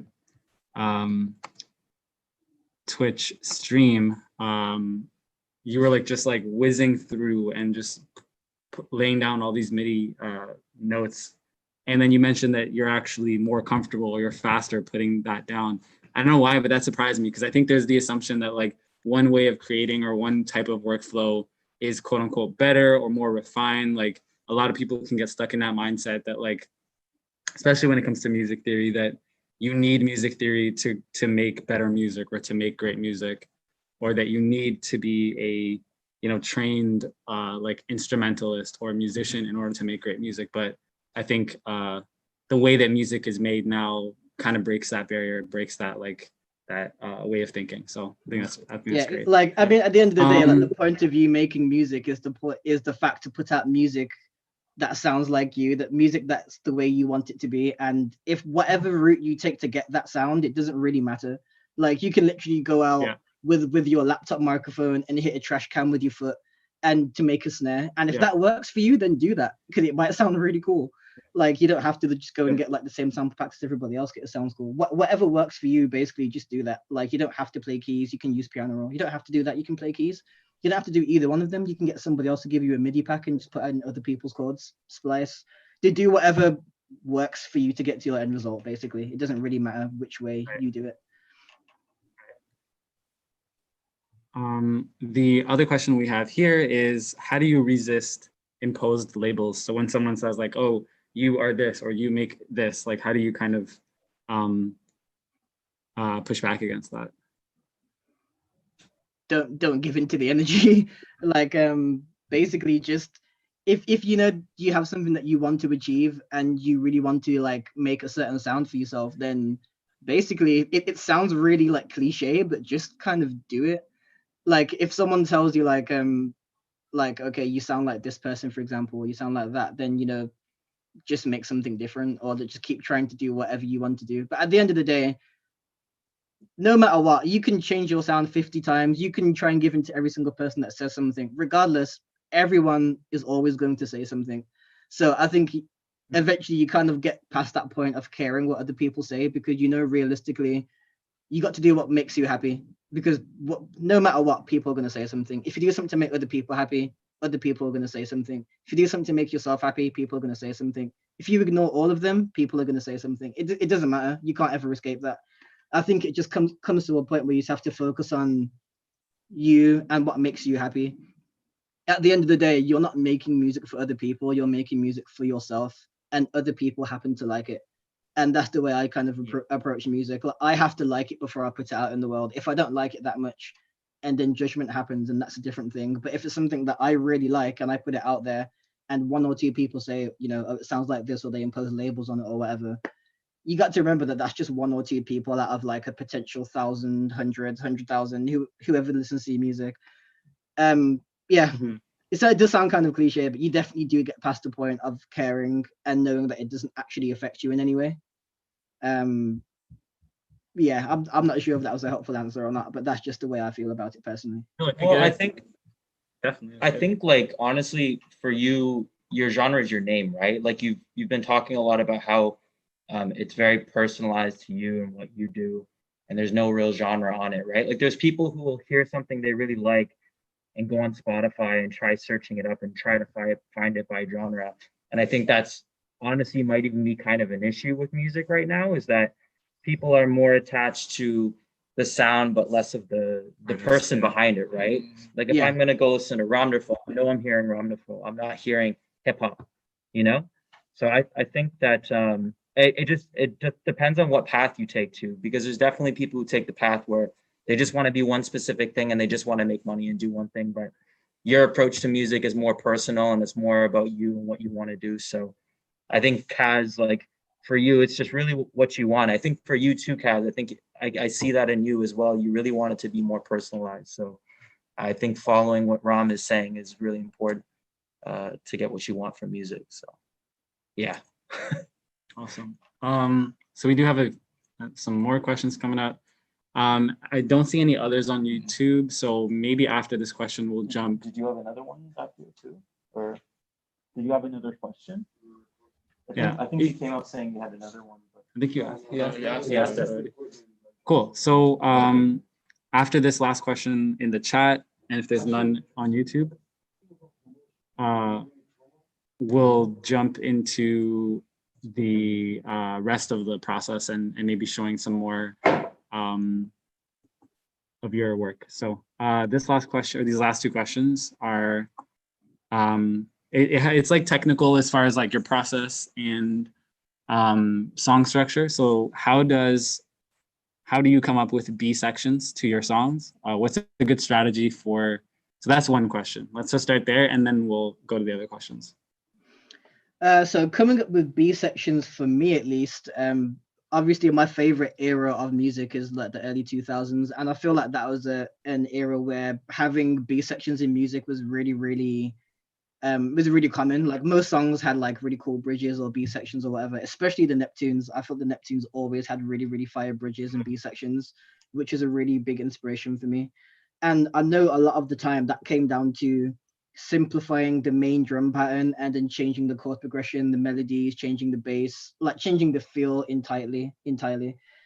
So for me, what I usually do is I'll just like after, like let's say I have a structure of like an intro, verse, hook, bridge. If that's my structure, after the hook, I'll start to like kind of like tone down the second hook a bit and take out the drums a bit more.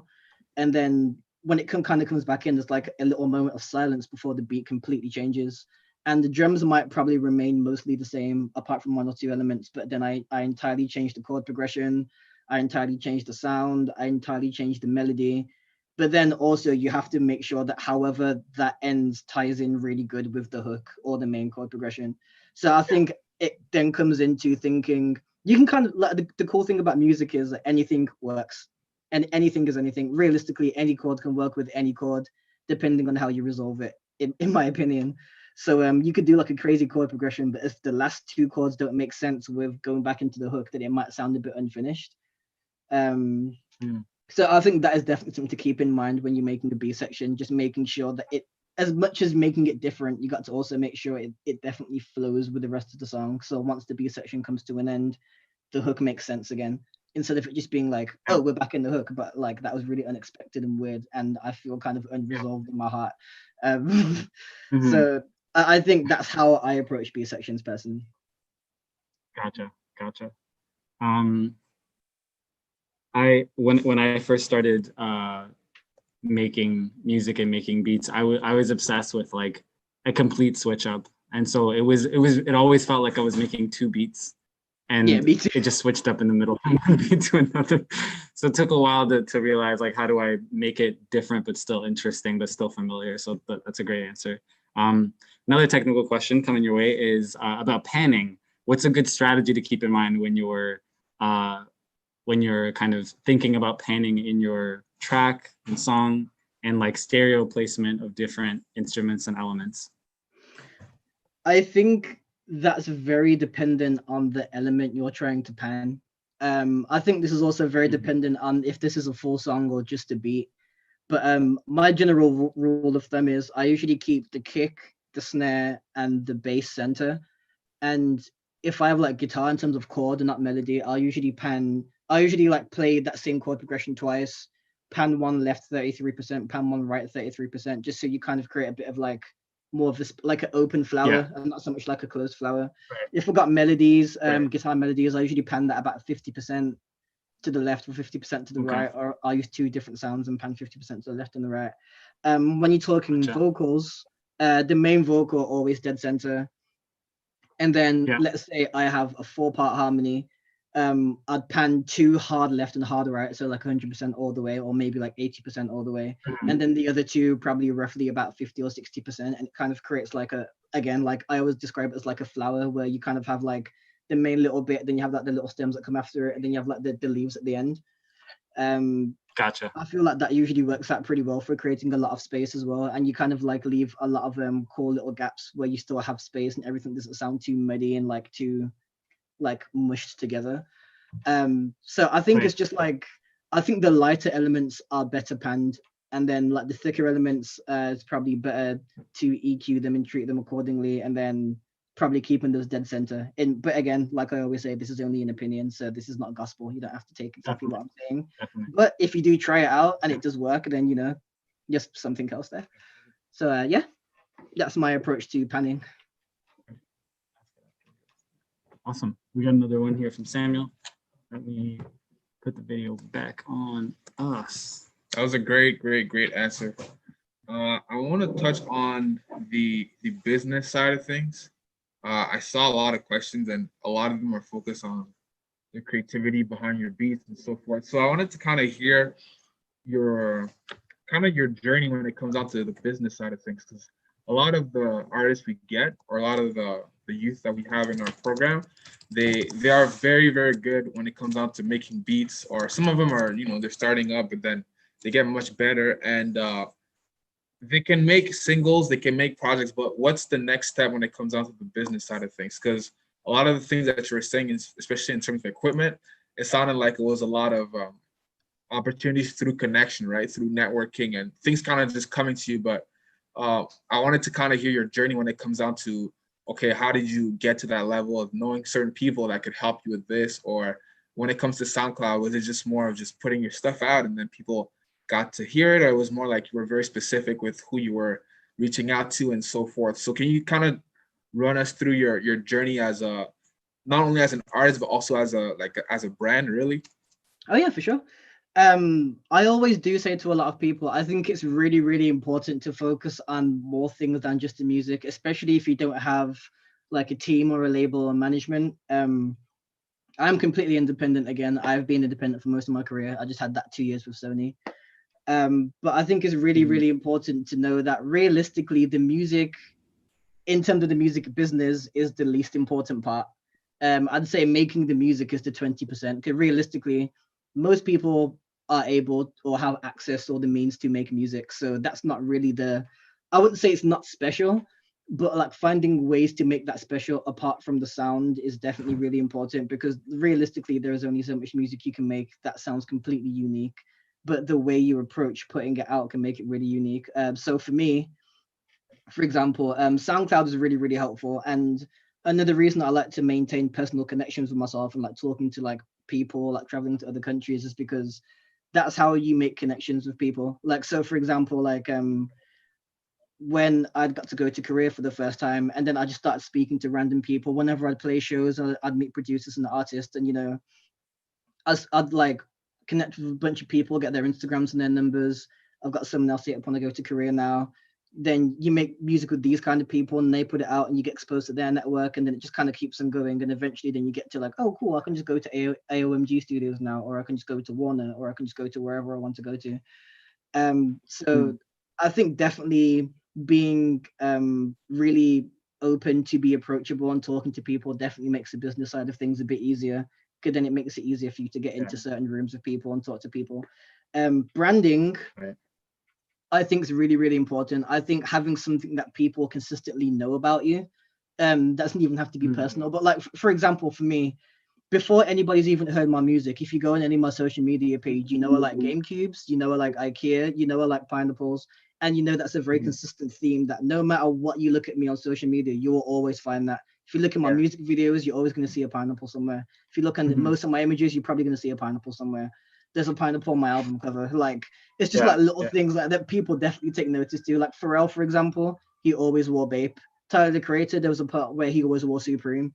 And these things become like really recognizable. So I feel like creating something that's really consistent that people can always pick out from what you're doing, whether that's something as random as IKEA or pineapple. It really does create some kind of sense of like people knowing who you are and people knowing what you're about, and people just being excited to like bring something out, or like like IKEA is just random. I don't know. I could do a fan meetup in IKEA in most countries in the world and get enough people to come to IKEA with me if we wanted to, and sell them merch or something like that. Or like I remember before, so like I actually have a bunch of lol. So I have an IKEA backpack here. I'm gonna have to like turn off my thingy, my virtual background real quick. Gotcha. But yeah, so basically, when I was going through like the whole IKEA phase or whatever, I had like a bunch of like these IKEA fanny packs. That like what one of my friends had made for me. And basically like that's so cool. Yeah, so I've got like 13 of those in different colors and materials. And like one day it got to a point where I was just wearing them so frequently that people started to ask for them because I was always seen with them, but nobody knew where to buy them from. So eventually I said to my friend, I was like, okay, maybe we should just try selling them. And bear in mind, those IKEA bags cost like £1.50, but we managed to sell about £4,000 worth of IKEA bags just because it was so recognizable. And just because it was something I always wore. So then that's another idea of being consistent with a brand or being consistent with something. It makes it really, really uncomfortable for you. And like I said, that's £4,000 of IKEA bags that cost £1.50 and people will buy them for £40. So I think that's really, really definitely pretty important. Engagement on social media. So for me, for example, like I know that most people feel like they know if they DM me or they comment on one of my posts or something like that, they know I'm going to respond. I might not respond instantly, but I will always respond to people. I like to make people feel like they have a personal connection to me because I do really, really value that. But then getting a lot of engagement on posts then opens up the door for companies to want to collaborate with you because they know that if they give you a product for you to try and like, you know, push or sell, they know that people are going to interact with those posts. You could have 20,000 followers, but if 100 people like your photos, you're doing something wrong there. Whereas, you know, you could have 5,000 followers, but then you get like 2,000 likes per photo. You're clearly doing something right in terms of engagement. And people do look out for those kind of things. So I'd say like definitely responding to people on posts, talking to people on posts, making posts that are interactive. So like making posts that will make you want to respond to or make you need to respond to. So like, for example, a lot of the times I might post a caption, it's kind of like, I'll ask you guys a question. So then you all respond to me in the comments and I make sure everyone's talking to me or same with tweeting or whatever. That really, really helps with building a brand as well. That really helps with growing your followers. People want to feel like they can talk to you and then they'll recommend that to other people and then they'll listen to your music more, which then brings you to Spotify. When it comes to Spotify and Apple Music, consistency is a massive game there. It's a bit different to SoundCloud. Like you to be able to just kind of drop whatever you wanted to on SoundCloud and, you know, it'd probably do pretty well, but SoundCloud's not really in that place anymore as much as it used to be. Spotify and Apple Music, you do have to maintain some kind of consistency with it because obviously then your monthly listeners will start to drop and you'll have less interest, you'll get less playlists and stuff like that. But the more and more that Spotify can see you're listening to people, the more likely you are to get playlist placements, the more likely you are to maintain a higher amount of monthly listeners. And those are things that a lot of other companies do look out for, especially labels and stuff like that. Again, if I go back to maintaining a personal connection with people, that can really aid in you being able to get around the world. I've never had a booking agent help me to get to any of the countries I've got to. That's just from me meeting people on social media, people knowing that I'm approachable, and then it gets to a point where people feel like, okay, you're that approachable that you could get DM'd the whole tour offer on Instagram before it even gets to email. Like I had like a 9-city China tour planned out over Instagram DMs before we even got to email, just because like people found me so approachable on Instagram that we was able to talk about that before it became an official thing, and I was able to go and do that. So like I always do say, being approachable, being active, definitely engaging with the people that follows you can definitely go a long way. Especially when other people see that and then they know, okay, well, this guy's getting a lot of like attention, this guy's getting a lot of feedback, he talks to these people. That means you're more than likely to be able to get these people to come to your shows. If people will buy my IKEA bags or whatever, people will come to IKEA to hang out with me. People will come to your shows, people will spend money, people listen to your music because they believe in you, because they feel like they're personally connected to you. And that makes them want to obviously invest in your career. So that is really, really helpful in terms of the business and branding side. I'm not sure if there's anything else specific that you wanted to know, but those are definitely things that I've picked out from doing this for years. That is a great answer, because just like focusing on that like approachability and that piece about being like not seen as someone who is just kind of different and like too separate and too far away, I think is very key.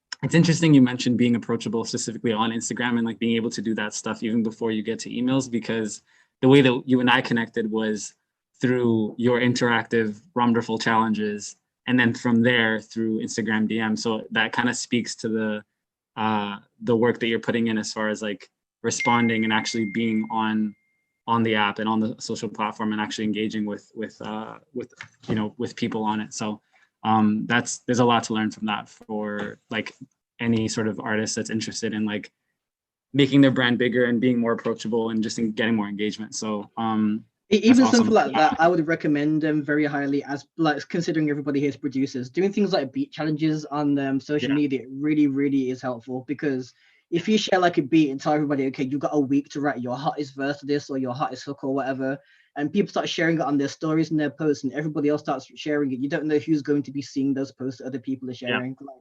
If you have like, let's say you have 100 followers and you post a beat challenge and like 50 of those people share it to their followers and they have like 6,000 followers, then you're being exposed to another like potentially 20,000 people. If they share it, then you're being exposed to potentially another 40,000 people. You don't know how far something can go. So that's why I always say don't really worry about numbers and worry more about engagement. Because like I said, there are people who have 20,000 followers with 100 likes, and there are people who have 5,000 followers with 2,000 likes. It's about how strong your engagement is. Things like that can get you beats into a lot of people's hands as well, because like someone who's like, okay, they heard it through this person, through that person, through that person. Oh, that beat's hot, I want to write a verse to this. Boom, then now you've met another artist to work with. Because from me doing those challenges, there was a lot of people who took part in the challenge, but there were 4 people specifically who I've made like songs with, who are doing really well, and the songs are amazing and they're starting to blow up quite a lot. And there was even one guy I've done an entire EP with from doing the challenges. That's right. So as producers, I think definitely not being scared to like let a couple of beats go for the sake of being able to grow with engagement is definitely really helpful. That's a very good point. We have one more, and then maybe we can spend the last couple minutes just like vibing and listening to stuff. Yeah, sure. What would you tell, this is from Bethany, what would you tell your younger self when you started making music? Is there anything that you had to learn the hard way? Good one, huh? That's a really good question. I'm trying to like pick out something that's definitely like a stick out thing that I definitely had to learn the hard way. Right.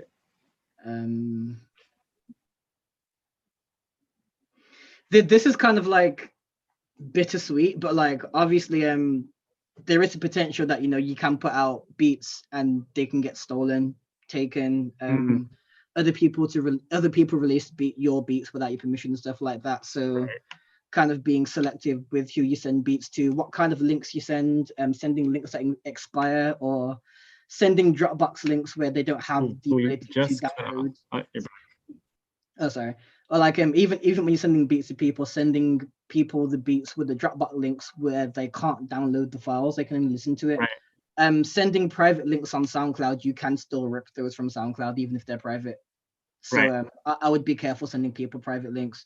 There was this one time where I had a session with this one girl as well, and I'd showed her a couple of beats, and then I think she'd written to one. But like usually the way I work is like if I don't hear back from you within a certain amount of time, I'm just going to assume that you don't want the beat anymore.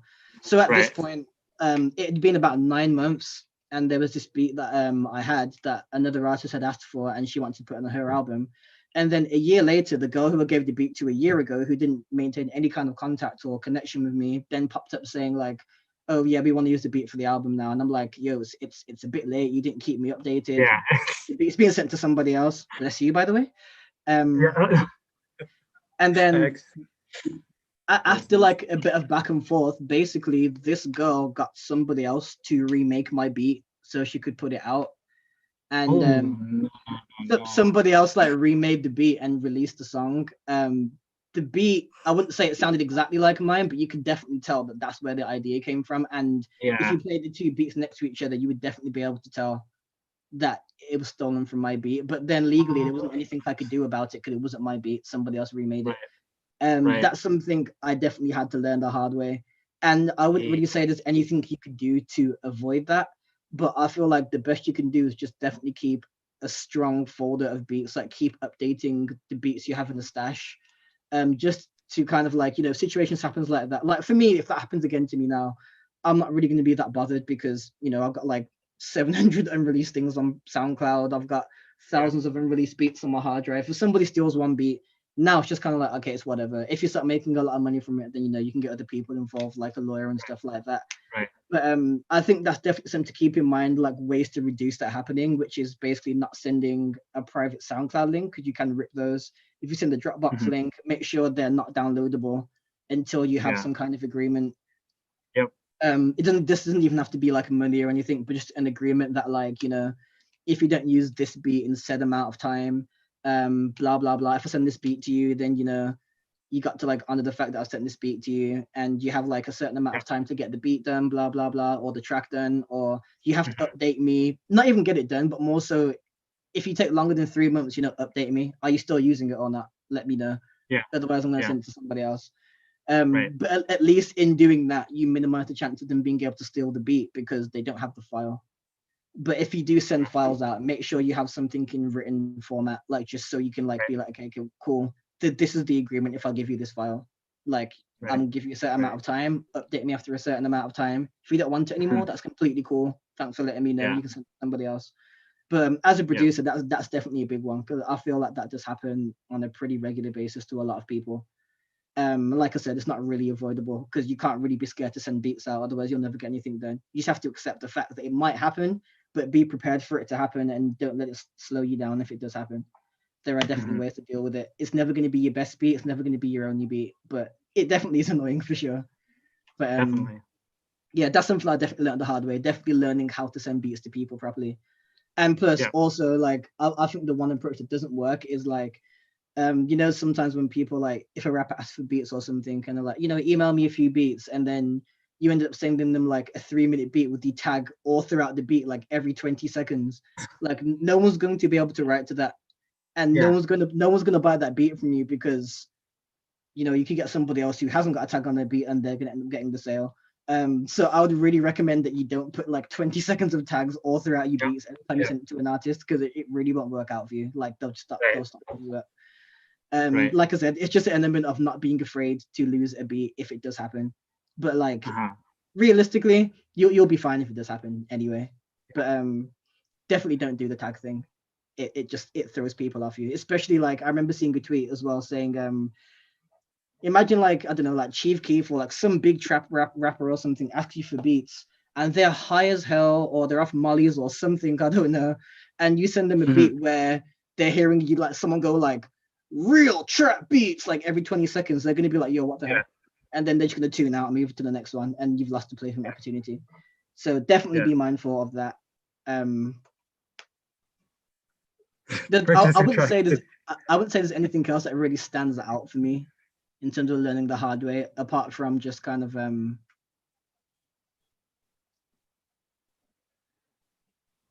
yeah, I really can't pick anything else out that's like stand out to me that I've learned the hard way apart from that.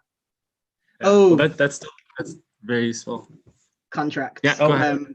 Yeah, if you ever get to work with a label or anything, make sure everything you have is checked out by a lawyer.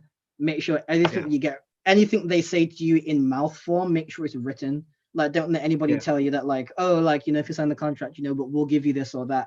Don't listen to the mouth, listen to it in written form. Whatever they're promising you, make sure it's written down, because they can say anything, and once you sign a piece of paper, they can be like, well, nope, because it wasn't written. So technically it's not an actual contractual agreement. So getting any kind of contract work or signing a deal or anything, make sure you get that checked out. Make sure your terms get checked out. Don't give up your back catalog if that's your source of income, because you could potentially lose a lot more money.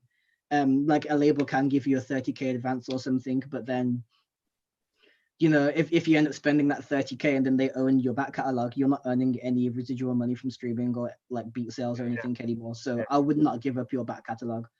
I didn't give my back catalog to Sony, but I did give them 2 or 3 tracks to test the waters, and they didn't do anything with them in like literally 2 years. So that was something that I half learned the hard way, because I didn't give up all of them, but I did give up 2 of some of my good streaming ones, and I did end up losing money on that.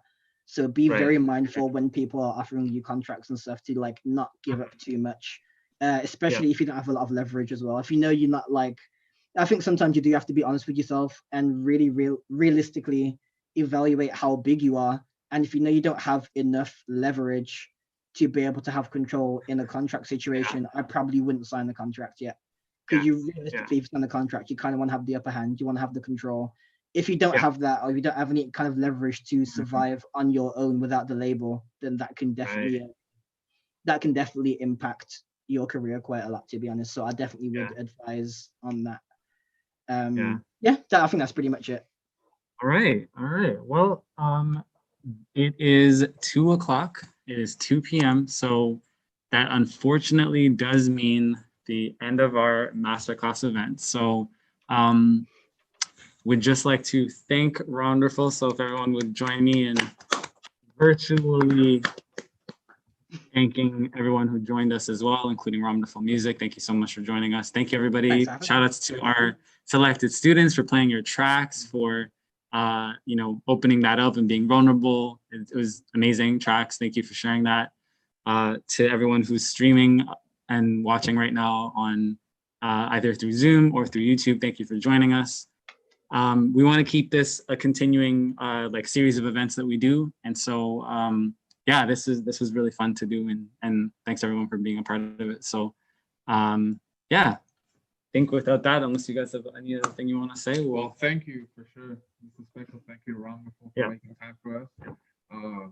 The time zone is a little different, so just for you to really give up like an evening to share your thoughts, to drop so much knowledge and all that, just for people to be inspired, right? So we really want to thank you for that. We appreciate it. Anytime. And also, like, if any of you guys follow me on Twitter or Instagram, you have any additional questions that you'd really like to have me answer, just message me, because I will see the message. So I will get back to you on like anything you send. If you have any extra questions or curiosity, or you want some opinions or helps or whatever, I will also throw up a link to my Discord on Instagram later as well. So if you ever want to join and get some free samples, some free loops, speak to other like-minded producers and get some help and stuff, feel free to join my Discord. It's just a really chill vibe in there. We just talk, send memes, ask for production advice, and you'll just share things. Feel free to join that if you want to talk and like hang out, ask me any questions. And whenever I do manage to come through to Canada, I'd love to meet you all as well. That'd be really, really cool. Yeah, and we'd love to have you. I could show you some things in person on FL Studio, because I wasn't able to do that today. Definitely. But I definitely will be in Canada within whenever quarantine kind of like dies down a bit and we're able to travel again. Definitely. On that note about your socials, would you mind plugging your verbally your accounts and stuff so people can check you out? So that's a good thing about having the unique name. It's just ROMderful on everything. So that's ROMderful. You can find me on literally any social media platform if you search that. Awesome. That is a nice thing to be able to say. Like the same thing on everything, just you'll find me. That's very useful. So it's another tip. Yes. Low-key tip. Huge low-key tip. It is very helpful. Awesome. So again, thank you, ROMderful. Thank you, everyone else. Have a great afternoon for us and an evening for anyone watching from the UK or Dudley or anywhere else in a different time zone. So thank you all. See. Peace and love.